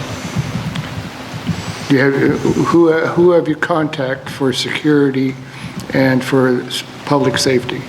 In Rapid City, we have a group called NDN Collective. We also have the American Indian Movement. We also have people that are doing security for powwows and larger gatherings in Native American, in Indian country. And so there's like a set of men that kind of activate from different communities, both on the reservation in Rapid City, different neighborhoods in Rapid City, who kind of come and march and know that their role is to stand on the outside and ensure our safety as we walk through. So individually, I can give you names. I can email those to you tomorrow. No, I don't need names. I just want to know, you've gotten answers from them already saying that they can do this. I've confirmed that, yes, these guys will definitely be a part of this. And it's not something that's new to them. Is any of them law enforcement? They're not law enforcement. A lot of them are ex-military. A lot of them have been doing security for different programming, for different marches, for different powwows, for different gatherings for many, many years. They're elders. They're not armed security. I don't doubt your word on that, but it would be nice that if we had the police department, as you heard the chief of police already say, it's kind of, you're asking a whole lot from a small police force. A lot, but I'm also asking a lot in respect to that we're talking about decades of trauma to Native people, to the veterans of this community. And so this is something that's been a long time in the waiting. And so I'm sorry for my short time that I'm giving everybody, but this is long overdue. And so that's kind of why, and that's how I feel about that. But to be totally honest with you, it doesn't help us in any way as far as having law enforcement. It doesn't, and I would love to coordinate with Chief Norton and have a meeting and discussion with him and to kind of go over some of the logistics and some of the things that I can provide and bring to the table as well. And so we haven't had that opportunity yet. I just wanted to get this approval, and I wanted to move forward before I activate and get everybody, put these pieces in place. I've started the powwow, or excuse me, there's a Native American march that happens on Native American Day in Sioux Falls. I coordinated that, the very first and second annual Native American Day parades in Sioux Falls in less than 4 weeks. It was actually 3.5 weeks, and I've had over 115 floats, all of the security, all of the barricades, all of the porta potties, and everything set in place, including 25 volunteers in 3.5 weeks. That's what I coordinated with the chief of police in Sioux Falls. I know that there's much more officers available there. And I'm not trying to be combative with you, not at all. But to be honest with you, you're asking a lot in 11 days. You haven't even had a discussion with the chief of police. You are saying that you have security, but none of them's law enforcement. So if he does say he can do it, that means we're pulling people away from public safety. And in my mind, if you're in our community, you're all part of public safety. You understand what I'm saying? I don't care if you live in Florida and you come here for this, that's fine. But once you're here, you're part of our public. You're part of the citizens that are in our community, which have to be kept safe. And you're talking about a public highway. I have a really big concern of the shortcomings that you have on this plan.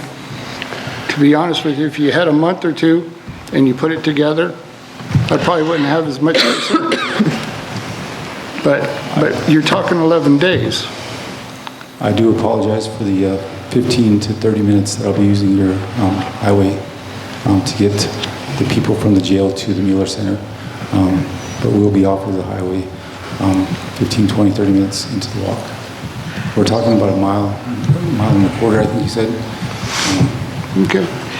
So you mentioned marches in Rapid City and other places. In Rapid City, and when you're marching and you're holding your signs up, are you required to stay on the sidewalk and not impede regular traffic? In Rapid City, no, we're not required to only stay on the sidewalk. We march down the center of the street. We have a police escort in front of us, behind us, blocking blocking the side streets as well.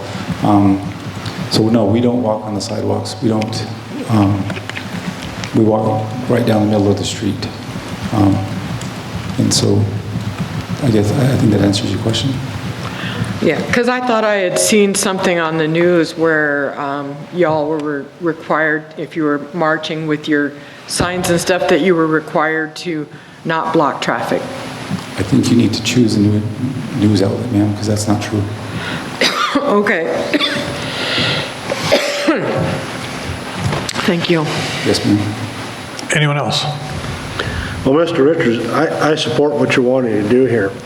I'm concerned about the time line, and the chief says it's going to be difficult with the 11 days out. And to go from the courthouse to the Mueller Center, you blocked out 2 hours for doing that. That's not really a 2-hour walk.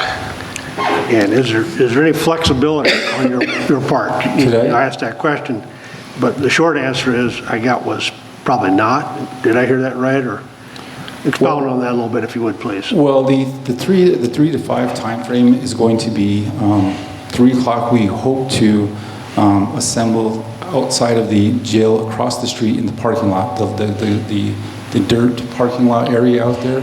Not necessarily in the street, not necessarily in the parking lot of the jail or the courthouse there, but across the street. We wanted to hold our signs, bring our drums, sing some songs, and let everybody in a safe place meet and gather, facing the jail across the street and looking across, directing their energy and their words towards the jail and the courthouse. But by all means, not sitting on the 385 highway for that 3 to 5 period. Once I feel that it's time to march to the Mueller Center, which I'm approximating is going to be 4:15, 4:30, we would like to get on the road and come down here to be here, walking in the doors by 5 o'clock.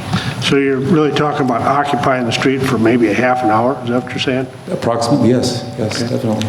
A lot of our drum songs, a lot of our songs and ceremonial songs, and those are songs of healing, and those are songs of they're prayer songs. And so they take 15, 20, 30 minutes sometimes to sing those.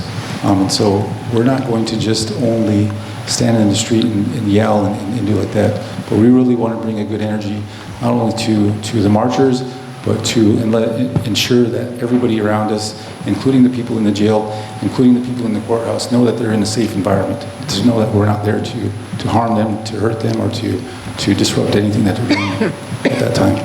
Thank you. Yeah. Me, myself, I'm not comfortable with AIM showing up here. I lived in Hot Springs when they came here in the 70s, and it wasn't a pretty sight.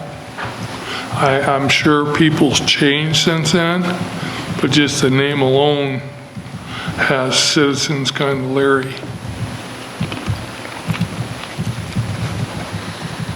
I can't speak for the 1970s, but I do know that in 2025 that the American Indian movement has changed. We're educated. We're fathers and grandfathers and grandmothers now. We're no longer having to bring rifles to a discussion that requires the mind. You know what I mean? And so we're not the aim of 1973 when Wounded Knee happened, or the aim of 2025. when we bring people like this to city council meetings, to legislative meetings in the state. I mean, we're not those people anymore. I was educated at the University of California in Berkeley. I'm not here to recreate anything that happened in 1973, and I apologize that anything that you feel that way about what happened in this place. Anyone else? Just quick from me, I'm not in favor of this for a number of reasons. One is the length of time from the north end of town to the south end of town, blocking traffic and our businesses from being able to have patrons come in and out. Again, the length of time, no permit prior to approved by the DOT approved before the requested date. And I too am concerned about safety. And it's not just only safety of citizens and of Hot Springs, it's anybody who happens to be near any part of the streets of the city of Hot Springs, 385, your people as well. I'm not in favor of it myself. May I just say one last thing? There's two events. There's actually three events that happen in the fall. There's the LNI that happens in September. There's the October Black Hills Powwow, which now is the second largest gathering in the United States for Native American powwows, the second largest. Denver has the first, and Black Hills Powwow is now the second largest gathering of Native Americans in all of the United States, all of Canada. In December, they have the Lakota Nation Invitational Basketball Tournaments. Doing something like this in the community of Hot Springs, in a border town off the Pine Ridge Indian Reservation, would really, and I don't know, maybe I'm gonna use street terms with this, but I think it would make you guys look like rock stars. I think by allowing this and letting this go on in your community will draw attention to Hot Springs in a positive way. Maybe in the future, and I'm just saying that this is just a suggestion, maybe you can bring some events from the Lakota Nation Invitational Tournament, bring a music or an art show or an art element to the Lakota Nation Invitational Tournaments. Bring something where you can bring a part of that largest gathering, those large basketball tournaments, bring it down here because they're going up to Sturgis for things as well.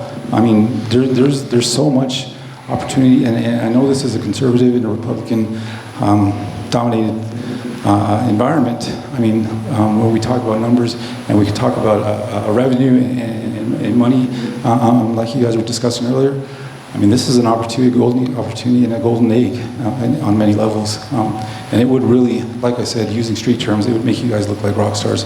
And I would ensure that, I would make sure that anything I write and talk about this, I would make sure that you guys and the city of Hot Springs comes out in a positive light. And I would really, really recommend trying to get involved with that Lakota Nation Invitational and in some way, some level, and get some of those kids down here, the buses of people and money and cars and families and all that stuff down here during those tournaments. And then having stayed in this community, bring a music part of it or art part or something like that. I mean, it's so much room for growth in an experience like this. Rock stars, I'm telling you. Could I add a few things? Yes, please do. Just real quick, while considering approving or denying this application, you could not deny it because of American Indian Movement, AIM. Just want to throw that out there here. But you're looking at some other things here. Mr. Richards, you mentioned that dirt parking lot across from the courthouse. I believe that's private. It's not county or city. So you can look at permission from those. I think that's across from the Braun Hotel there. Some other things for factors you should be weighing is, do you have an estimate in this demonstration? Looking at logistics, I think you should address, or I'd like to know as well in advising the council. This kind of goes towards that public safety that the council's bringing up.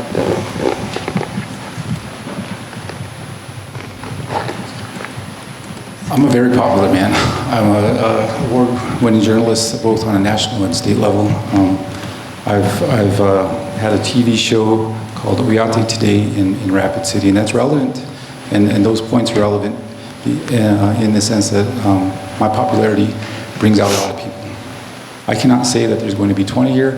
I cannot say there's going to be 200 here. I cannot even say that there's going to be 2,000 here.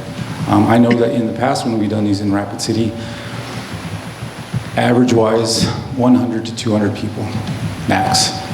But that's locally in Rapid City, people that live in Rapid City that go to Rapid City events. You guys, I'm not even sure if there's 100 to 200 Native Americans in this town. I don't know that for sure. I'd have to look in you guys' whatever, but estimated-wise, I would literally say between 100 to 200 people would travel up here from Pine Ridge Indian Reservation, from Rapid City down to here. And the group that's from Vice, from HBO, will be coming from New York, and there's 3 people with them. So I'm not sure. I can give it 100 to 200 approximate. Like I said, I don't know that number. Rock stars. All right. Larry has something to say.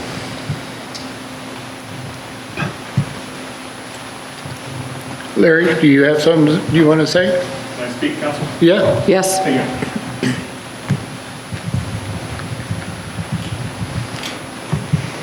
Larry Pratt, 306 Thompson Avenue, South Dakota. Been sitting here listening to this rhetoric, and I agree with the council. Here's a good place to do this. Street, I doubt very seriously that's the smartest thing in the world to do. In response to some of the things that have been brought up, my foremost thought is this. If the set of circumstances that had been presented itself and you had never ended up in this jail cell, would this be happening? Would you even be? This is rhetorical questions. I'm not expecting answers. These are things for you to think about, okay? Would this even be considered in this town? 2, you just said you don't know nothing about Hot Springs. There's a native there. She's an elder. I'm an elder. Did you come to us and talk to us? Have you talked to you talk a lot about traditionalism, but colonization things in the same aspect. Did you talk to her? Did you get her permission? Did you come to me? Did you get my permission? Have you gone in this community and talked to the native people in this community and found out who we are in this town? Once you're done with this event, once you're out and gone and you've made your name, I see that to your record that you're a very, very popular guy. Once you're gone, if this thing goes south, we still have to live in this community. You don't. This is what to me, this council's saying. This is our community. Right or wrong, okay? I do know this much, and a lot of you know this about me. I spent a lot of time in jail. I know about that crap there. I know about substandard cells. And you know what the problem with that is I put myself there. I'm not there for luxury. I'm not there to be treated like a god or a goddess or whatever. I'm there because I got in trouble and I got myself in trouble. Right, Ross? You know that. There's reasons for people to be in jail. You're not there for a lap of luxury. You may get the best bologna and commodity cheese in there, but that's about it. As a native, I don't represent this community. I'm talking about me. I'm talking about me. I have to live in this community when you're long gone. We have a group in this town, Minikata Oyate. We're trying to get together all the things that you're talking about.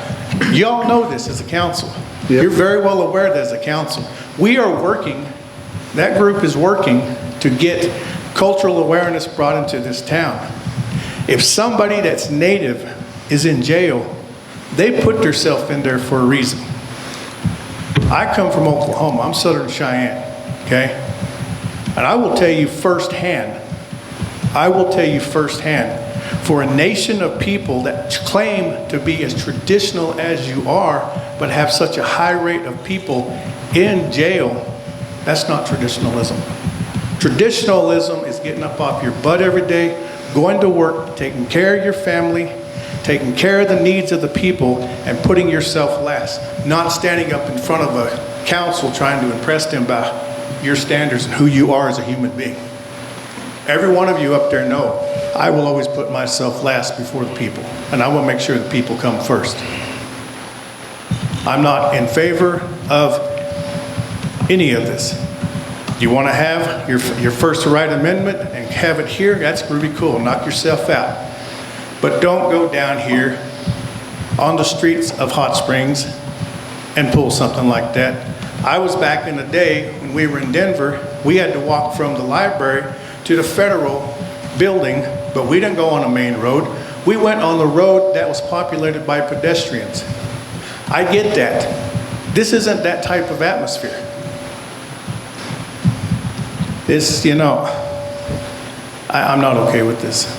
Once you're gone and you leave, you don't think about the natives that are living in this community. Because if this thing does go south, Dave, we have to stay in this community and we have to live here after you're gone. And we have to live with the repercussions and the racism that will get even worse at that point. Racism is not that bad in this town.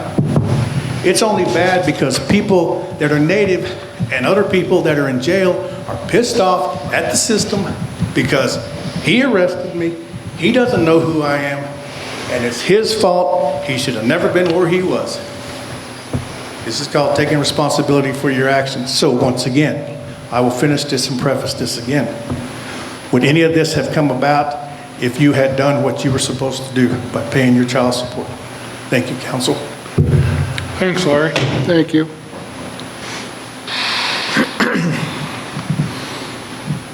Well, I'm going to be very honest with you. My biggest concern here is security and public safety. That's what I look for. That's why I sit up here. That's why I don't do this for the money. Anybody up here will tell you it's a joke. But when it comes to our community, that's what's important. My biggest concern is safety of anybody that's on our streets. My biggest concern is the safety of my people as well. Your people are my people when they're in this community. And believe me, your people are my people. I understand it. I have no problems with you meeting at Miller's like you planned, but I agree with a lot of these people about going down Main Street, interrupting the city. If you'd use the Freedom Trail or something like that, I wouldn't have a problem. You know, people say that everybody in the street would see you walking Freedom Trail because it's right next to the street. But I'm not okay with you going down the street, not at this point. Not enough time to get people around to help you and stuff like that. So that's just my personal feeling. All right, why don't you wrap us up, and we'll put this to a vote. My mother's 81 years old. My mother's been living here for 20 years. My mother chose this town to die in. She's going to be going from her home into the Seven Sisters here shortly. She chose to live here in Hot Springs against my wishes, against what I felt was best for her and her safety and her well-being. She gets treated like, she doesn't get treated the best when she goes into the stores. There was a lady that treated her like she was stupid because she didn't have her hearing aid, and my mother didn't understand what she was saying, and she got treated like she was a 2-year-old or something, a toddler or something. I'm doing this because, yeah, I am invested in this community. My mom chose to die here, and she's going to be dead within the next couple of years. So do I have a place in this community? Do I have a say in this community? Yes, I do. I want my mom to be spending the last of her days respected, treated like a king and a queen. I don't know about you, but I am a king, and I want to be treated as such. And my mother's a queen, and I want her to be treated as such. And so that's the reason why I'm doing this. And yes, I am invested in this community, and yes, I will commit 6 months to improving and helping race relations. I'll work with your committee, I'll work with the council, I'll work with the commissioners in doing so. I'm not just here to make a name for myself. I already have a name for myself. People know who I am already. I'm doing this for all of us, for you guys, for your children, for Mr. Pratt. And so I can't just lay down and say, you know, I'm a good Indian. I do what I'm supposed to do. I don't go to jail. No, I fight for the people. I fight for the ones that make mistakes. good or bad, I fight for the people, and so this is just me doing that. And so I appreciate your consideration. I definitely hope that you approve this, we move forward, and we bring Hot Springs into 2025. Thank you. Thank you, Richard. Yes? So before this goes to a vote, I just want to bring a recap of what I discussed earlier. Content neutral reasons should be factors here for approving and denying. You're looking at, one thoroughfare through Hot Springs. Basically, I calculated about half a mile where it's about the only way through town here. You're looking at, public safety being a reason. I like Larry here, but you can't be basing your decision off, what the content is of the march. Okay? So I just want to make that clear. But for those other reasons, such as public safety, go ahead and debate amongst yourselves. That for being a time, place, and manner restriction. So I'm also by here if you have any further questions on this too.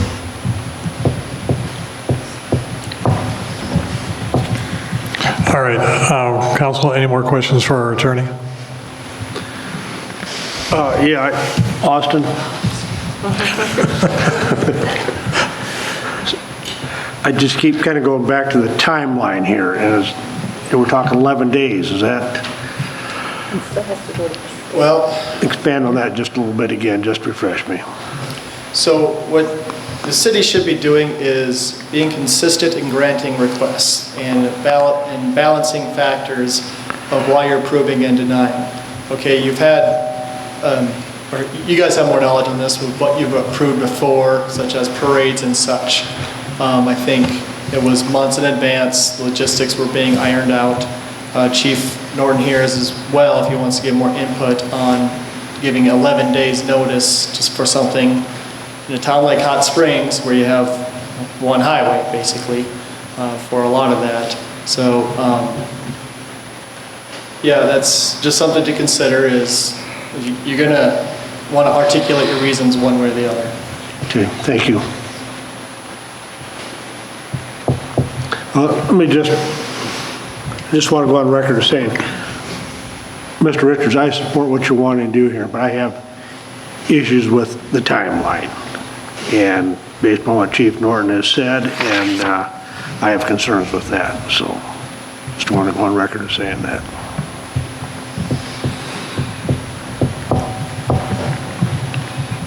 Anyone else?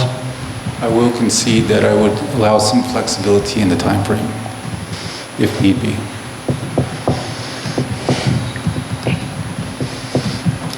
Mr. Norton, how long would it take you to get something put together for him to do this?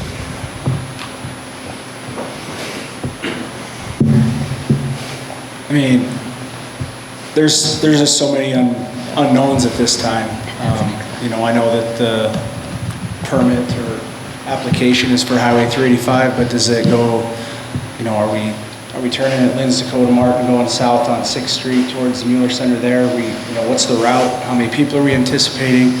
The insinuation is that it could be, it's 15 minutes from, 15, 25, 30 minutes to walk from the courthouse down to the Mueller Center. I don't think that's accurate, given the volume and the drums and the elders and everything like that. I think it's going to take a lot more time than 15, 20 minutes to walk from 906 North River all the way down here. So there's just a lot of unknowns at this time, but I mean, I have no issue working with Mr. Richards as far as logistics, and once he can provide me with those details, then I can, attempt to iron out everything as far as what I need for personnel and volunteers and everything like that. If he's wanting to utilize us as his traffic control and everything like that, and I don't know if I misunderstood the permit, but it looks to me like he's responsible for obtaining all those services. So if he wants to use us, then I need a lot more information before I can even give an idea of what it's going to take. Okay. As far as I'm concerned, one of full security, you're going to have to work hand in hand with you and with Steve. You're going to have everybody's information. I know it's modified laws and security guards. There's a certain, I read this over don't know if you remember it often or have an idea on what it is exactly, but I know that there's something there that you basically being in charge or something. Yeah. As far as vetting the security group or something along those lines, I don't know it well enough to be able to cite it offhand, you If know. they feel like they have to move somebody or even touch somebody, that's got to go through you. And you might, I might be wrong, but you might check that. Again, that's part of the logistics that I would have to get ironed out. You know, I know we have a separate, you know, event coming up where they've contracted private security to help, you know, facilitate that event that they have going on. They didn't involve us in any way, shape, or form because they were required to get their own security and they handled all that themselves, so. I don't want to answer that because I don't know off the top of my head, Larry. Just one other quick question. Go ahead, Austin, you might want to jump in on this. Now this, Mr. Richards, this application is just for the march, is that correct? It's not for the use of the Mueller Center, two separate items? No. I've done an application with the Mueller Center, and so we're just waiting for this outcome of this meeting to move forward with the... I'm having a difficult time seeing, was that correct what I just said? Yes, it is. Yes, it is. Okay, thank you. Say yes. So is that date flexible here? If the walk can't be on the date you want, if it has to be later, is the Mueller Center available on a date you might have to come up with differently? Once again, weather permitting, the 24th, the weekend of the 24th, the Mueller Center was not available. The 31st is a Friday, it's Halloween, and so that brings us into November, which brings us into near winter and you know, some more extreme conditions.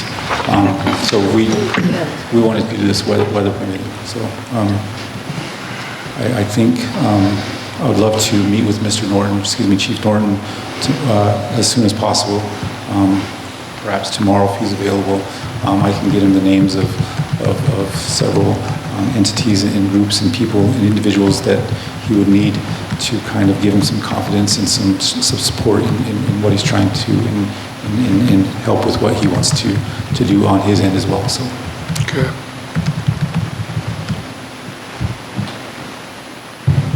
Just from what Larry and Chief Norton were talking about, codified law for, what was it, basically providing security or something like that. In this application, it does say that Mr. Richards will, you know, do the protection as prescribed by the Manual of Uniform Traffic Control Devices. Mr. Richards, if you would confirm, have you reviewed this? Do you have an idea of what is required in that manual? I don't, but any thoughts? In discussing this with the ladies down at the City Hall, I had asked about barricades, I had asked about porta potties, I had asked these questions about security with them. From what I was told, it wasn't, I didn't need to provide any of those. I know with the DOT application, she had done the application for me, asked me a couple of questions from there. I have not even received a copy of that application as of yet.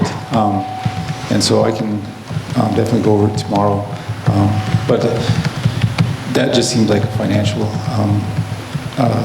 question as far as being able to provide the barricades, the security and things like that. No, I'm not looking at that. I'm looking, you know, what you must provide according to the DOT manual. Because by signing this, you're saying that you're going to do all these things. Since we're having logistics, you know, concerns here with the PD, I think the council should know, weighing factors here, you know, what does that look like? I think that would have to do a little bit more with some coordination with Chief Norton and law enforcement personnel as far as what we would need to, or what I would need to bring to the table as well, and what's not provided by the Hot Springs Police Department here. I don't know if that answers your question, but I think there definitely should be some coordination between Chief Norton and myself. To me, it's going to be really hard to vote on this tonight unless you can tell us everything that you need to be doing there? Because, we don't know either. And it's hard for me to say yes or no unless I've got all the knowledge that needs to be put in there. When I started this conversation tonight, I did mention my experience in doing these events. I've done events similar to this in less amount of time in Rapid City and Sioux Falls, in other areas, even in the Pine Ridge Indian Reservation. I've thrown together marches, rallies with 2-3 days, 1 week. So what does DOT require you to do? Huh? What does DOT require you to do to shut down a state highway? As aforementioned, I was told, and I guess misinformed, that I didn't know that I needed to do those things. So You signed this document that says you're going to do these things, so, on this application. So Then let's make it happen. I don't have a problem with that.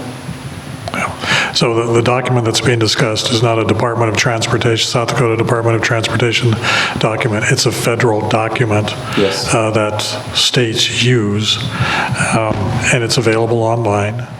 It's very stimulating reading. Yes. But as far as the city providing this application, they haven't advised other event organizers of all of the specifics that the event organizers need to be responsible for. That's not on us. That's why it says in here that whoever is filling this out will adhere to all of the requirements under the Manual of Uniform Traffic Control Devices. So that's not on us, to tell you how to do that. You, by signing it, saying you're aware of those and you will provide all those things.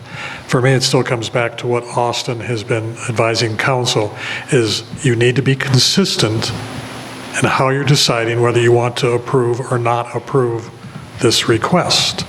And if it's been our practice, not if, because it has been our practice, that we provide the police presence, then that would be the expectation. The problem here is the shortness of the notice to allow our police department to prepare to provide that assistance for your event. Yes. That's, in my mind, that's the biggest crux in all of this, is that doesn't feel there's adequate time to be able to provide the security that we would provide for any other like event.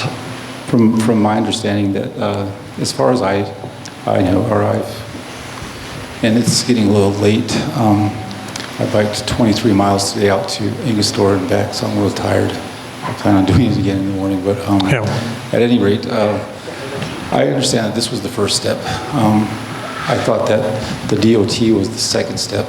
I thought that the approval here meant that we go to the state and get the approval there. And so I'm only going in that chain of command, I guess, by starting here and then doing the DOT and that next step. Do you understand? Yes, you're correct. Yes. That was the advice that I had given to, you talked with Mary at City Hall, and I said that you need to get council's permission to use the street. Yes. And then DOT looks at whether the city's provided the permission or denied it to decide whether they're going to use it or not. So you're absolutely right. You've done the right thing. I didn't want to put the cart in front of the horse. Yes, sir. Yep. All right. So to your point, and looking around the table, yes. I think we've done our due diligence and had a good, robust conversation on all of this, and I think it's time that we put it to a vote. It's been, Gary, you asked, I had another council member ask the same question. Is the event at the Mueller Center in any way tied with this vote? And no, they are not. If this is not approved, Richard can still have the event at the Mueller Center. Mr. Richards, the time frame, the timeline here, I'm going to echo what the mayor said. He said that very well. I couldn't say it better, so I just want to echo that. Thank you. All right, so the motion in front of you is to approve the South Dakota Department of Transportation permit to occupy right-of-way for Richard Richards Jr. Peaceful March event between 3 to 5 p.m. Friday, October 17th on U.S. Highway 385. Is everyone clear on that? Do you understand what you're voting on? Yes. Misty, would you call the roll, please? Can I just clarify that you're not approving the South Dakota Department of Transportation application for permit to occupy right-of-way? You're giving permission for him to take that there. Bill Lukens? Based on my public safety concerns for the marchers and the public in general, my vote is no. Craig Romy? Yes. Gary Telkamp? Based upon what I've already said, no. Linda Varvel? No. J.R. Huddleston? No. Randy Graham? Abstain. Would you like to share a reason why you're abstaining? You don't have to, but it's nice to know. Dave Burris? No, due to safety concerns. You have 1 yes, you have 5 no's, and you have 1 abstention. So the motion fails. City Council has not granted permission to use Highway 385 for the peaceful march. If you want to reschedule and do this, please give time. That way, everybody that is concerned can be prepared for this. Thank you very much for your time. Have a good night, everybody. Thank you. Thank you, Richard. Thank you. Good night.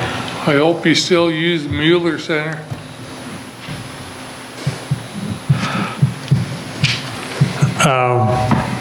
I apologize, everyone, but some of us need to take a 5-minute break.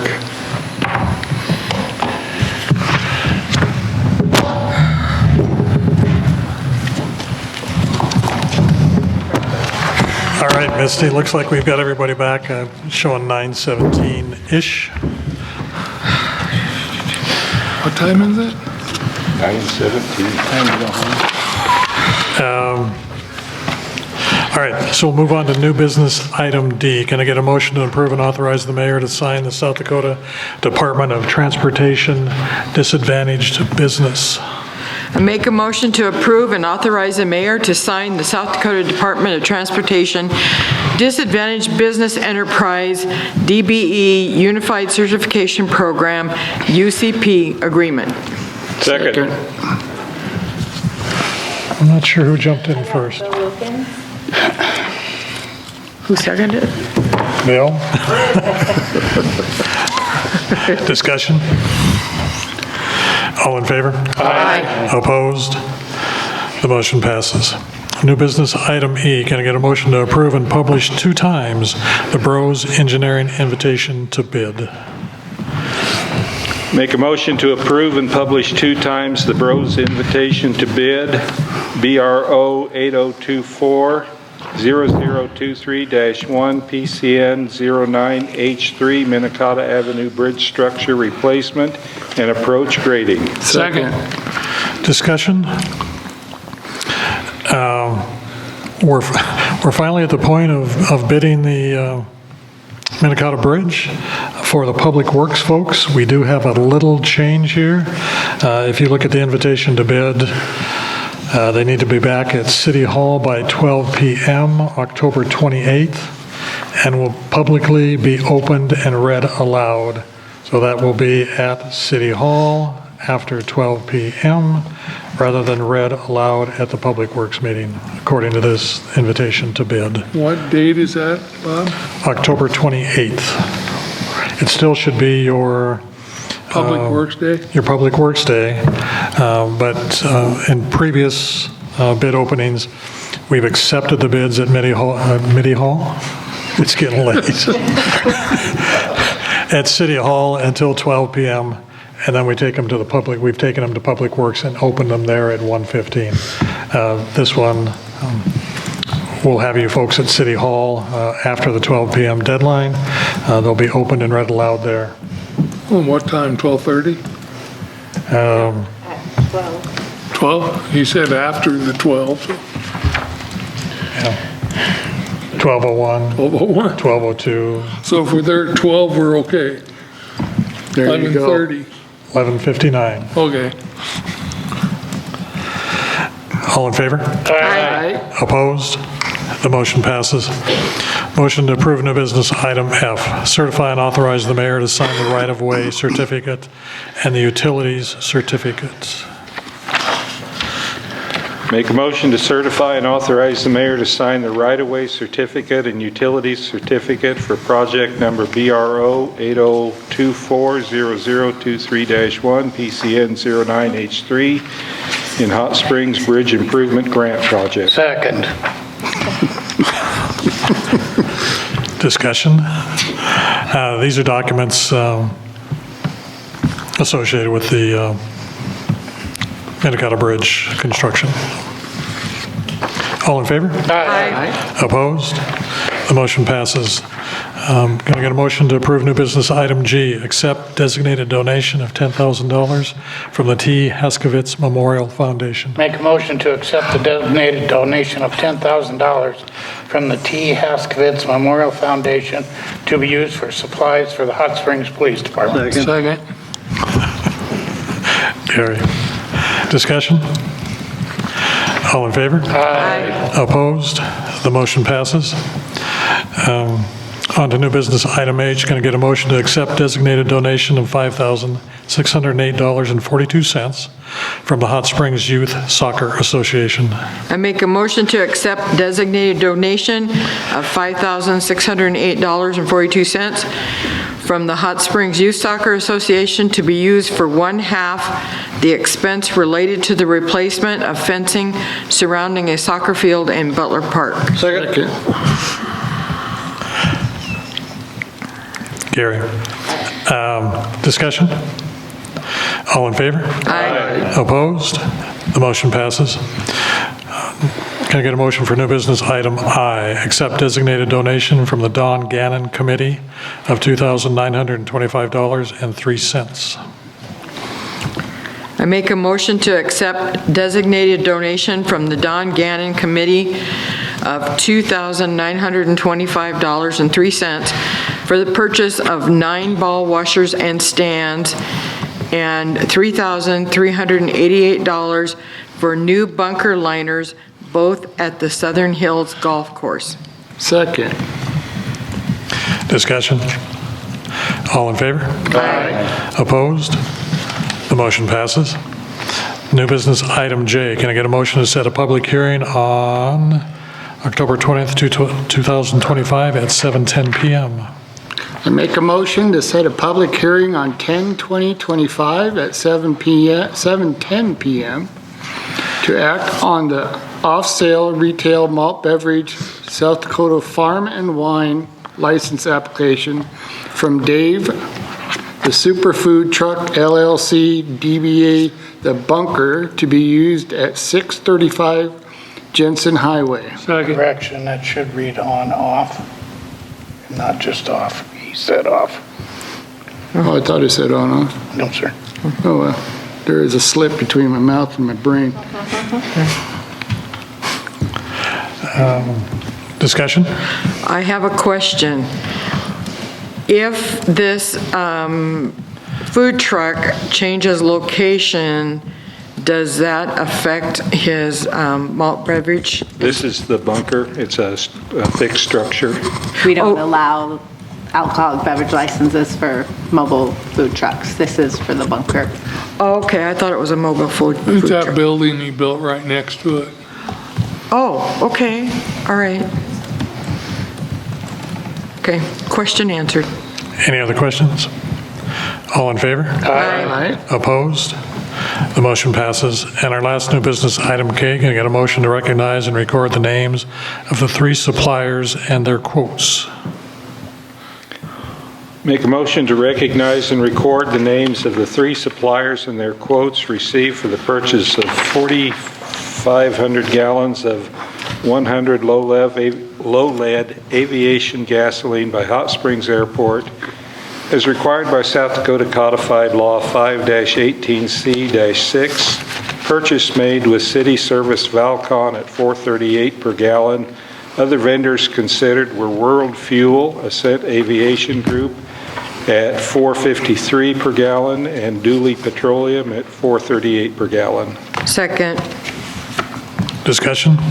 How did we choose which one we was gonna take when two of them was the same price? They were willing to do a split load between two other receivers. Okay. Anyone else? All in favor? Aye. Opposed? Motion passes. I thought we were never going to get to the most exciting part of our council meetings, our committee reports. Regrettably, we're going to defer those to the next meeting, and I would accept a motion for adjournment. Motion for what? I'd like to make the motion to adjourn this meeting. Second. Third. Discussion? All in favor? Aye. No. Opposed? The motion passes. You faltered. You faltered. Dave Burris. Are you seriously? Thank you, everyone. To the motion? Okay. Have a good evening.